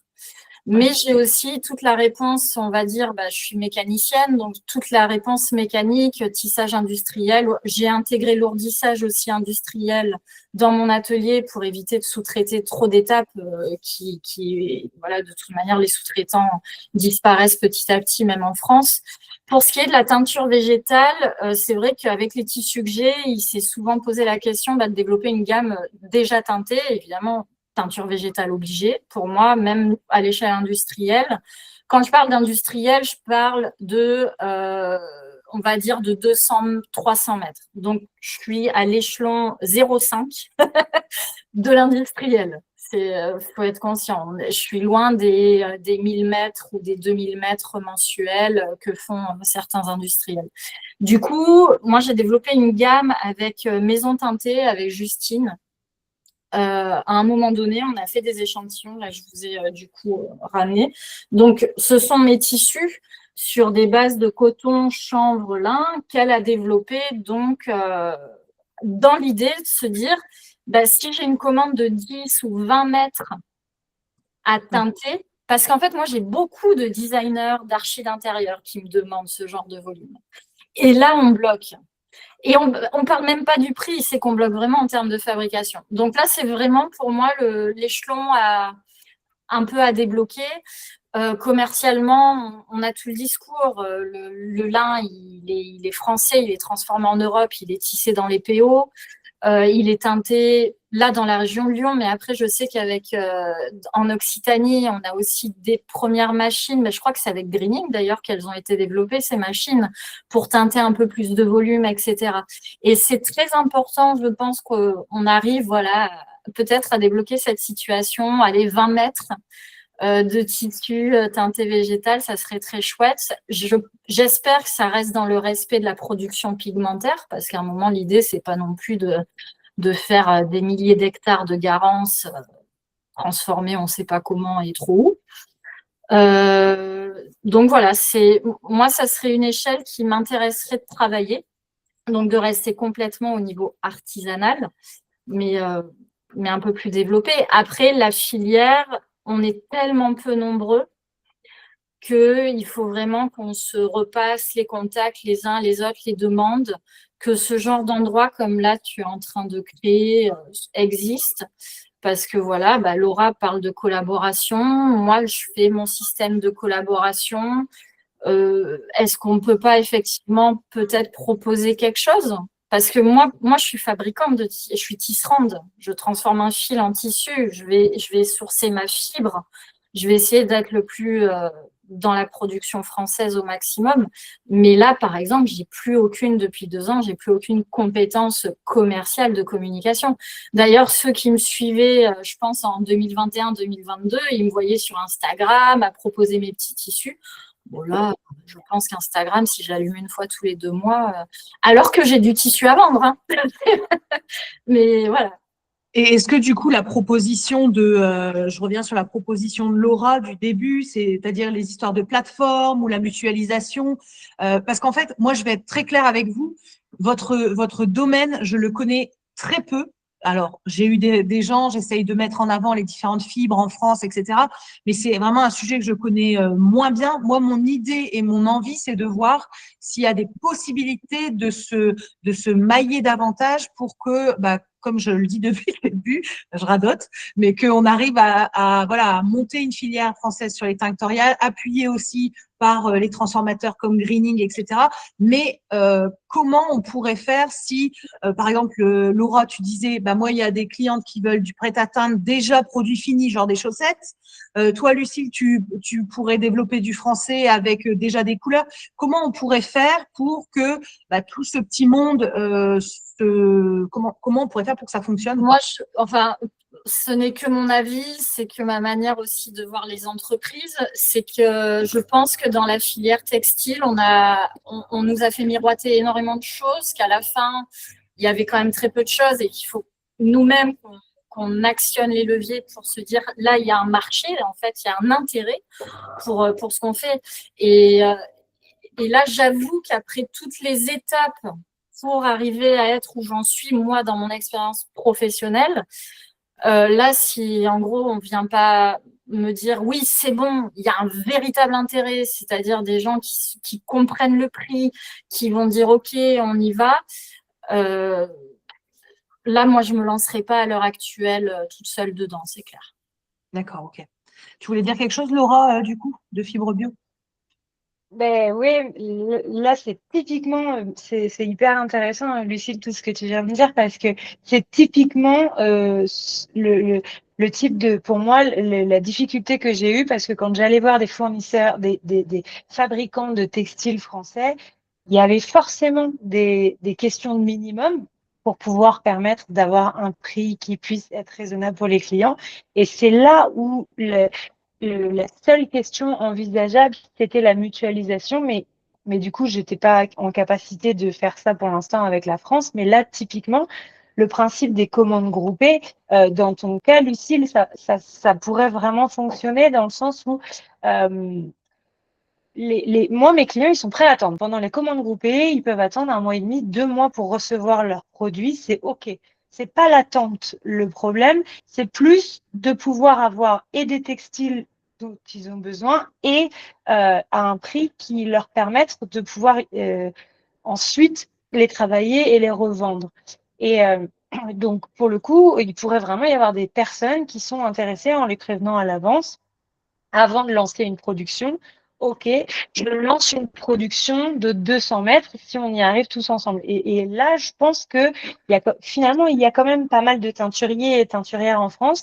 Il y a 2 questions importantes. C'est que moi, je me rends compte aussi depuis plusieurs années, là, c'est que le textile, les tissus, c'est aussi compliqué pour un teinturier. Alors, j'en commercialise, mais le produit fini, c'est plus facile parce que ça veut dire qu'on doit ajouter la partie couture en fait sur un textile pour que eux ils revendent le produit et c'est là où ça devient compliqué parce que du coup rajouter quelqu'un qui fasse la couture si c'est pas le teinturier parce qu'il y a ceux qui savent le faire mais déjà c'est pas tout le monde et donc là ça fait encore une nouvelle étape et c'est ça le problème c'est que d'où le fait de mutualiser et pour le textile et pour des produits finis français. Je suis sûre qu'il y a des personnes, il y a évidemment plein de teinturiers qui voudraient, mais qui ne savent pas où trouver et avoir accès à ces produits. Oui, carrément. C'est ça, c'est par quelle boule prendre en fait. On a tous la volonté, mais on ne sait pas par où démarrer. Pascal, tu voulais dire quelque chose et après je prends les questions dans le chat. Vas-y, Pascal. Oui, je voulais dire à Laura que tout à fait ouvert pour réfléchir à la mise en place de tissage de laine française tracée avec QR code, ce qui est aussi, même si évidemment le prix sera toujours plus élevé sans doute que si c'est fabriqué ailleurs, mais le fait qu'on ait une vraie traçabilité, ça va être aussi des arguments supplémentaires pour une vente à la fin. On a mis au point donc cette application qui permet de tracer et d'avoir vraiment toutes les étapes qui sont apparentes. Donc, je pense que c'est rassurant pour le consommateur et ça permet aussi de comprendre par quelles étapes on est passé et ça justifie quelque part d'un tarif plus élevé, évidemment. Et également sur des produits finis, on peut très bien mettre ça en place très facilement avec nos adhérents. Il y a des questions de minimum de quantité, mais on peut voilà. Et sur le tricotage, juste pour citer un exemple, par exemple, ça fait 2 ans qu'on fournit pour tous les jeunes bergers, toutes les jeunes bergères qui participent aux Olympiades, qui est un concours qui les met en avant plusieurs fois par an à différentes échelles, mais la finale se déroule pendant le salon de l'agriculture, donc là c'était il y a une dizaine de jours, et on leur a distribué des chaussettes en laine française, pareil, accompagné évidemment du QR code de traçat, et ça typiquement c'est des produits qu'on pourrait, voilà, s'ils sont mutualisables, il faut imaginer le modèle qui correspondrait le mieux à tout le monde et les tricoter en prêt-à-teindre, ça serait tout à fait jouable. Donc, on a déjà des stocks qui sont disponibles sur du fil. on peut très bien imaginer assez rapidement.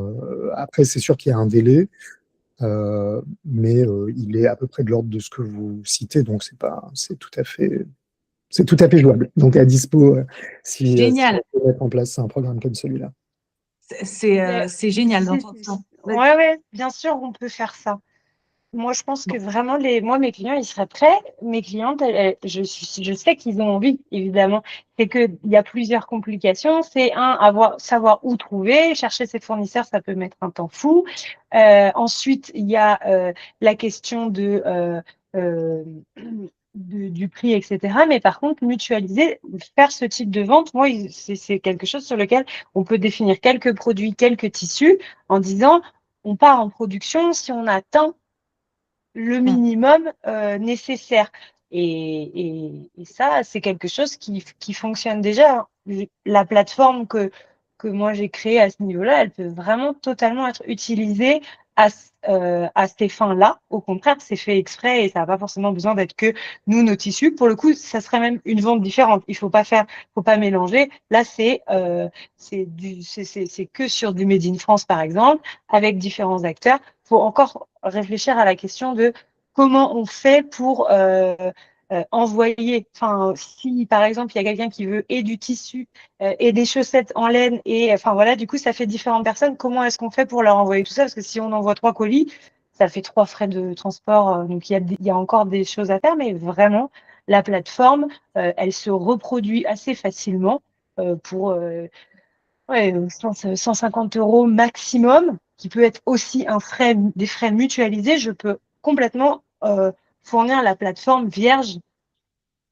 Ça, c'est possible. Ça, c'est possible. Le prix, c'est le coût du développeur, quoi. Ouais. Et un truc, Laura, c'est que là, on n'a pas encore parlé soit avec Marie, mais sachez qu'on a des acteurs sur les fibres d'ortie, comme je vous disais en parallèle avant de démarrer, qu'on va recevoir pour parler. Donc, ils sont dans les Hauts-de-France, ils sont hyper branchés, ils ont envie de voir ce qui se passe avec la couleur végétale.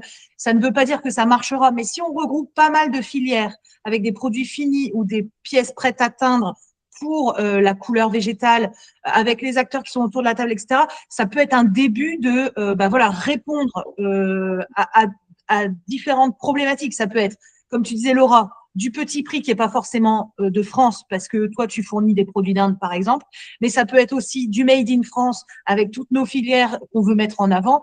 Donc, moi, déjà, rien que d'entendre que vous êtes plutôt OK pour en discuter, enfin, c'est génial. Et on n'a pas encore parlé, comme je disais, des autres fibres. On n'a pas reçu Virgocop sur le chanvre. On n'a pas encore eu le lin le lin, je ne sais pas vers qui m'adresser, qui serait compatible à un projet comme ça, semi-artisanal plus. J'ai un peu de mal à voir qui pourrait nous aider, mais en fait, je pense que voilà, si on rassemble les filières, on a la soie, c'est en train d'échanger, ça avance à son rythme, mais ça avance. Voilà, moi, ce que je me dis, c'est qu'il y a peut-être moyen de se rencontrer entre membres de filière et voir les problématiques concrètes et que, clairement, vous voyez s'il y a un truc possible rapidement, pas rapidement, on s'entend, sur de la fibre prête à teindre ou produit fini. Enfin, je sais pas ce que vous en pensez, mais je trouve que c'est vraiment, ce serait vraiment une super idée. Bon, j'espère que je suis pas toute seule à y croire là, mais non, ça va. Bon, ouf, rassurez-moi. Est-ce que Lucille, tu as la main levée? Est-ce que tu voulais encore nous dire quelque chose? Oui, c'était pour vous dire au revoir, en fait. Je te mets le nom de Lin et Chanvre Bio, c'est l'asso qui peut être à ton échelle et répondre aux questions. Donc, ils font vraiment de la production bio de lin et de chanvre, mais à petite échelle. Donc, pour l'instant, le fil, je l'ai, mais pour le tissage à bras, pas pour le tissage industriel pour l'instant. Non, merci beaucoup et enfin, n'hésitez pas si vous avez des questions de toute manière. Voilà, moi, je suis curieuse de tisser toutes les fibres végétales et animales naturelles qu'on peut me fournir. Donc après, c'est toujours super riche de voir pourquoi je peux tisser, pourquoi je peux pas tisser, pourquoi la teinture va prendre, pourquoi ce lavage, pourquoi cet ennoblissement. En général, on en apprend tous à toutes les échelles. Donc ça, c'est chouette. Voilà. Merci beaucoup. Ouais, merci. Et d'être venu aussi la dernière fois où on a parlé fibres avec les fibres d'Angora, etc. Enfin, Ouais, c'était on super. essaie de... Super. Bon, bah, merci. D'ailleurs, en elle tout est passée, donc qui sait, peut-être un tissu avec de l'angora français cas. sous peu. Ah, bah, top. Ouais, ils avaient On l'air verra. motivés. Bon, chouette. Allez, au Bonne revoir. après-midi. Ouais, au revoir, Lucie. Salut. Alors, si vous voulez bien, maintenant, on aimerait parler pareil de manière informelle avec Marie qui est là, Marie Foyer, qui a fait un super épisode sur la soie. Franchement, j'ai eu beaucoup de retours, Marie. Je pense que on a attendu avant d'avoir la soie. Je t'ai cherché longtemps, mais voilà, ravie d'avoir eu cet échange. Là, l'idée avec Marie, c'est pareil de voir quels sont les parallèles qu'on peut faire avec la soie, parce que vous êtes nombreuses à m'avoir dit, nombreux et nombreuses, pardon, à m'avoir dit que, au revoir Lucille, m'avoir dit que la soie, c'était une des matières qui prenait vraiment très bien la couleur. C'est une matière que vous aimez travailler. Et donc, bah, l'idée là avec Marie, c'est pareil, en mode, voilà, détendu, de se dire quels sont les parallèles qu'on pourrait faire entre ces deux filières.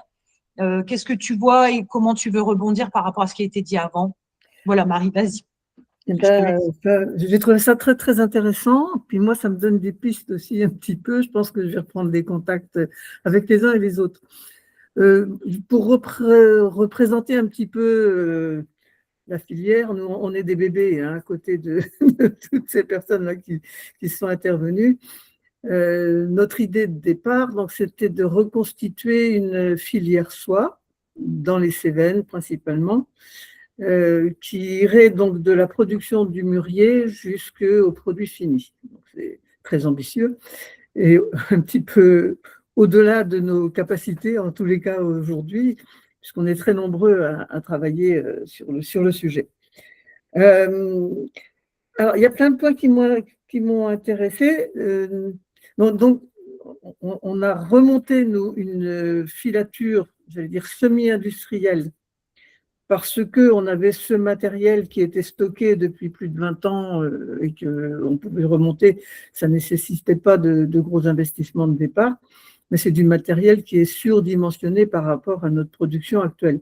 On manque vraiment de cocon. L'année dernière, pour la filature, on a produit 500 kilos de cocon.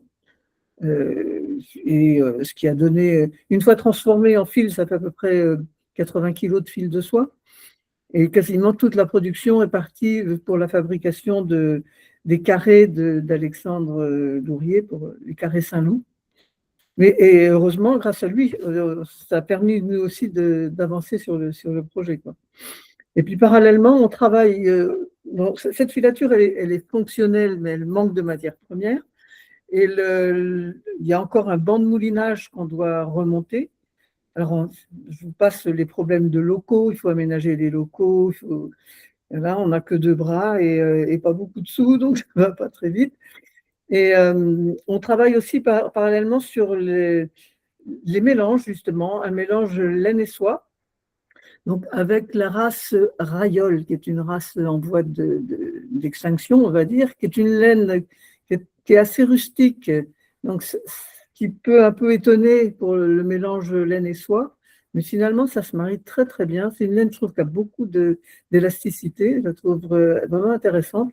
Donc, on a fait, avec la filature joint, on a fait les essais de fibres mélangées. Donc, on a essayé 10% de soie, 20% de soie, 30% de soie. Donc là, en ce moment, on est en train de tisser des écharpes donc sur une chaîne soie, 100% soie, et la trame laine et soie. Donc, on a sorti les premières écharpes donc sur métier à bras, donc ça ne va pas non plus si vite que ça.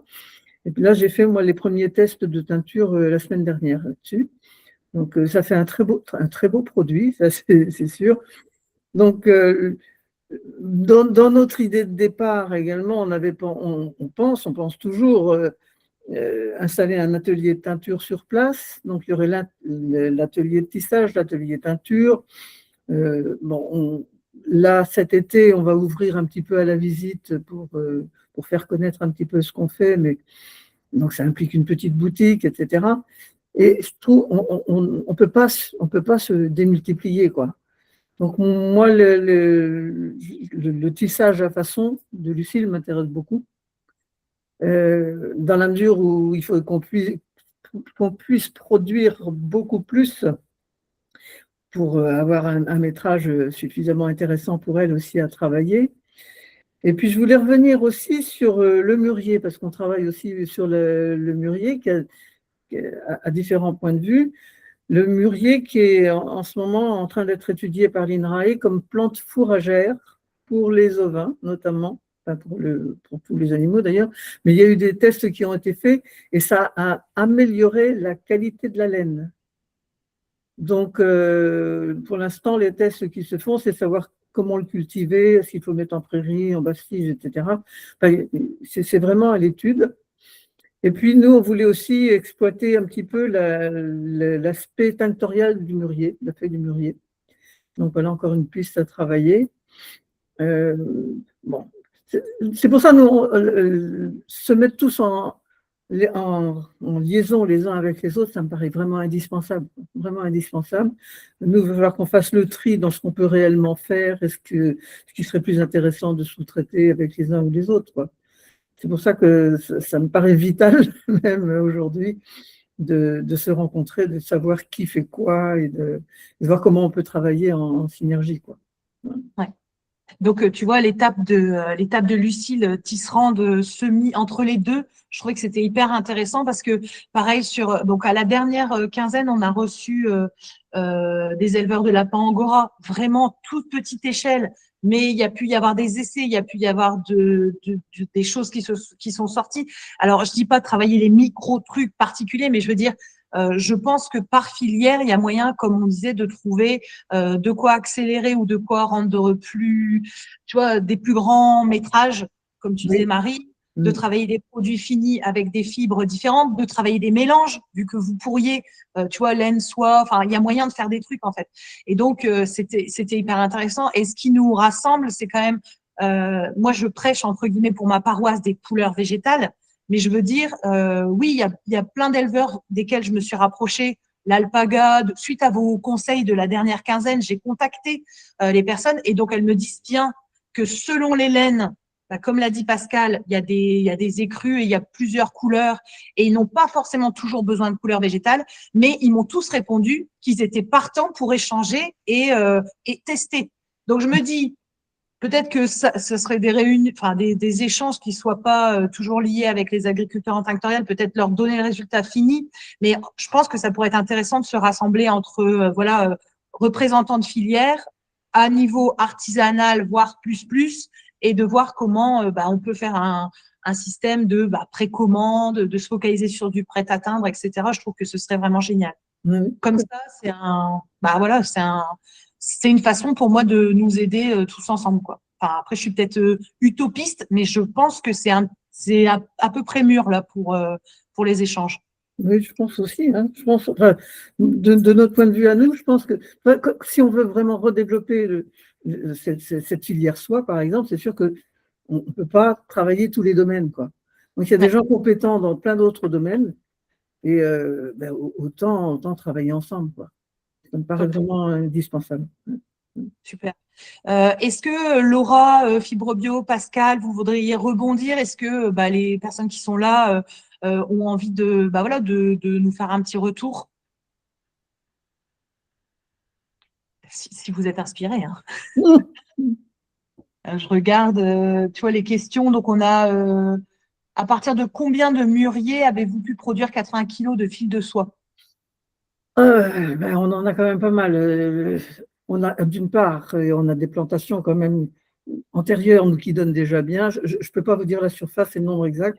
Et on a aussi récolté les vieux mûriers. Donc, c'est quand même un très gros élevage. Hein. C'était une seule personne qui a fait ça. Hein, donc, c'était énorme, quoi. Ouais. Donc, Pascal, Laura, est-ce que vous avez envie de…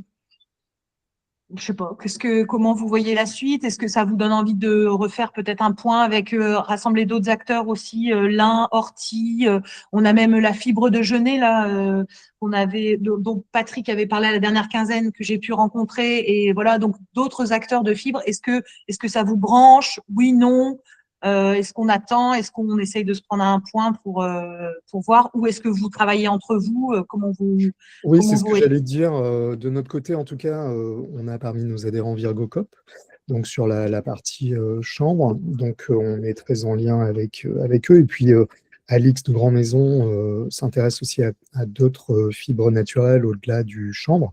Donc, on a déjà des échanges là-dessus. Il y a des projets autour de l'ortie et autour du genêt également en Occitanie. Nous travaillons beaucoup avec l'Alliance pour le lin et le chanvre européen, parce que c'est un excellent modèle de structuration, à la fois sur les calculs d'impact, sur la mise en place de traçabilité digitale, ils sont très avancés. Et donc, il m'arrive souvent de présenter les trois filières, lin, chanvre et laine, auprès principalement d'étudiants dans des écoles de création un peu partout en France et ailleurs.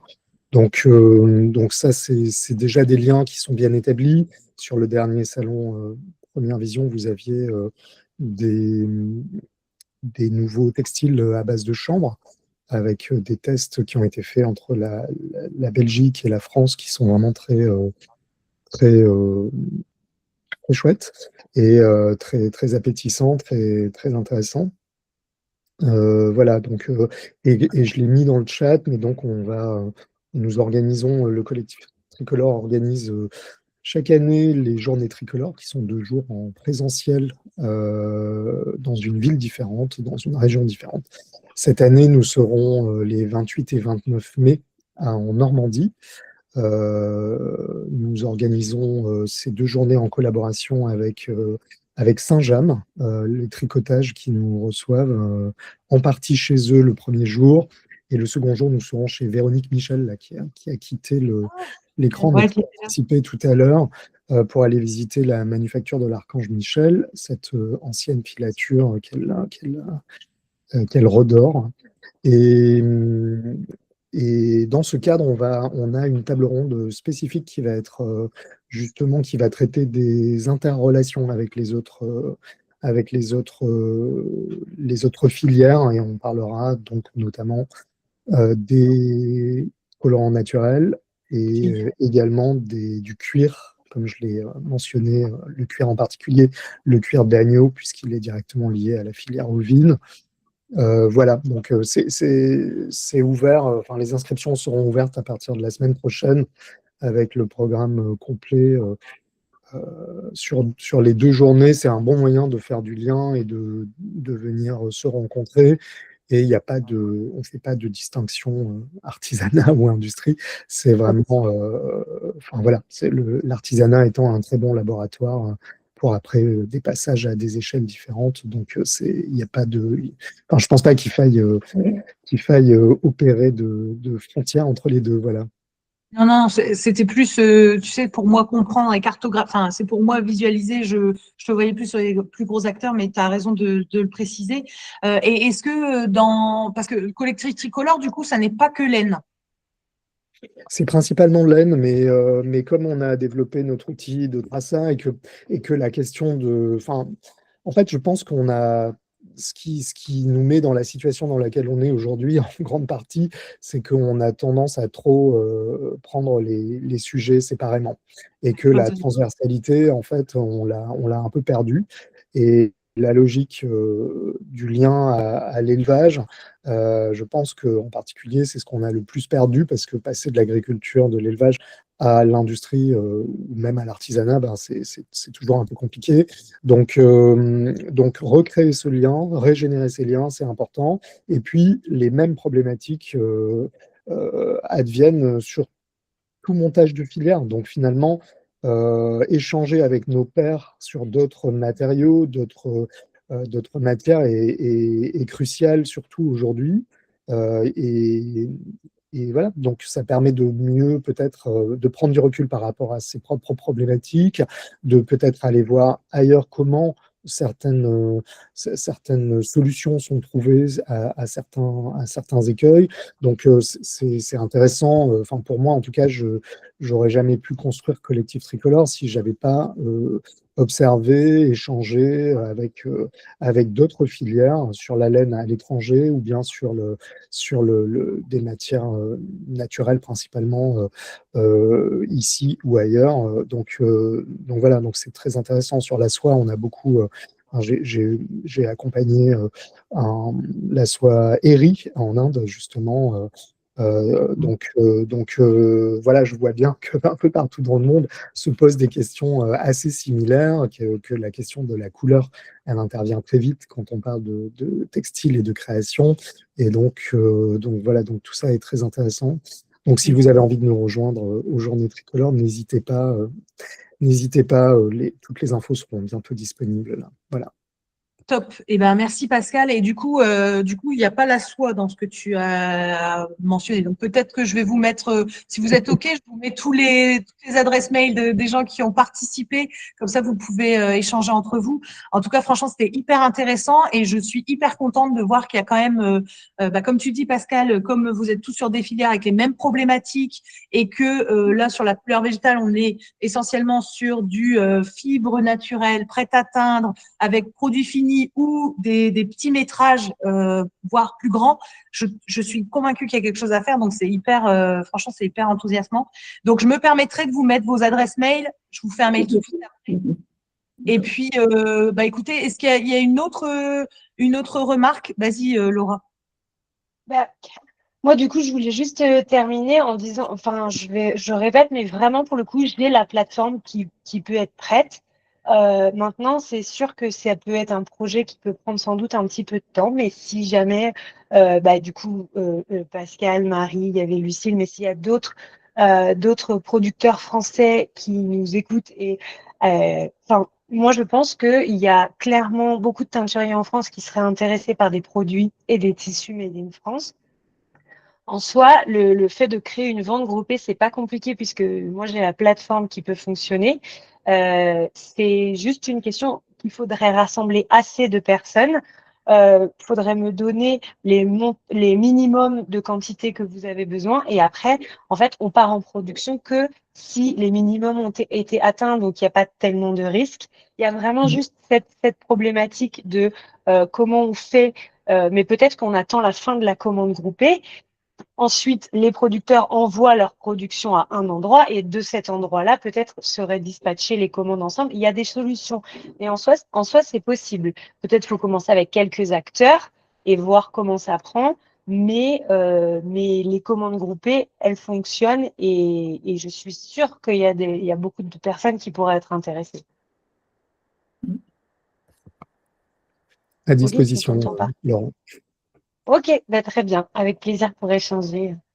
Et moi, j'allais vous dire, est-ce que ça vous va? Alors, je le fais pas d'habitude, mais je vous demande votre accord. Est-ce que ça vous va si cette vidéo de conférence, je la mets à dispo publiquement pour récupérer des personnes? Parce qu'en fait, clairement, pour être transparent avec vous, dès qu'on fait appel, que ce soit sur Insta, sur YouTube, sur machin, on a beaucoup de retours. Est-ce que vous seriez partant tous les 4? Je ferai un petit mail à Lucie, que ce soit mis, par exemple, sur YouTube pour recueillir des gens qui seraient OK pour des produits finis, des fibres, qui ont envie de réfléchir avec vous, qui ont envie de participer aux Journées Tricolores pour mailler avec les autres filières. Est-ce que c'est bon pour vous ou est-ce que non? Je le fais pas d'habitude, mais là, je pense que ça peut être intéressant d'appeler d'autres forces aussi parce qu'en fait, on voit que c'est mûr, mais il faut se réunir, quoi. Donc, si vous êtes OK, je le fais. Vous faites un petit pouce et je le fais tout de suite dès qu'elle sort. Bon, ça va, j'ai 1 pouce, 2 pouces, 3 pouces, je renvoie un message à Lucie et on se tient au courant parce qu'il y a d'autres sujets sur les fibres qui sont en train de sortir. Il y a d'autres sujets qu'on peut pas, qu'il faut attendre de mûrir, mais en tout cas, les fibres, c'est un truc qui reste vraiment très lié, et ce que j'appelle les fibres alliées à la couleur végétale. Donc, top. Franchement, j'ai trouvé ça hyper intéressant. Franchement, merci à tous les 4 du coup. Et je sais pas si on a répondu à toutes les questions. J'essaierai de les reprendre, mais en tout cas, vous allez avoir donc le replay et tous les liens. Et donc, avec l'accord de Lucie, je mettrai ça sur YouTube et je collecterai. Vous ferez une petite synthèse de tout ce qui en ressort. Donc, merci beaucoup à tous les 4. Merci à tous ceux qui ont participé et à ceux qui regarderont en replay.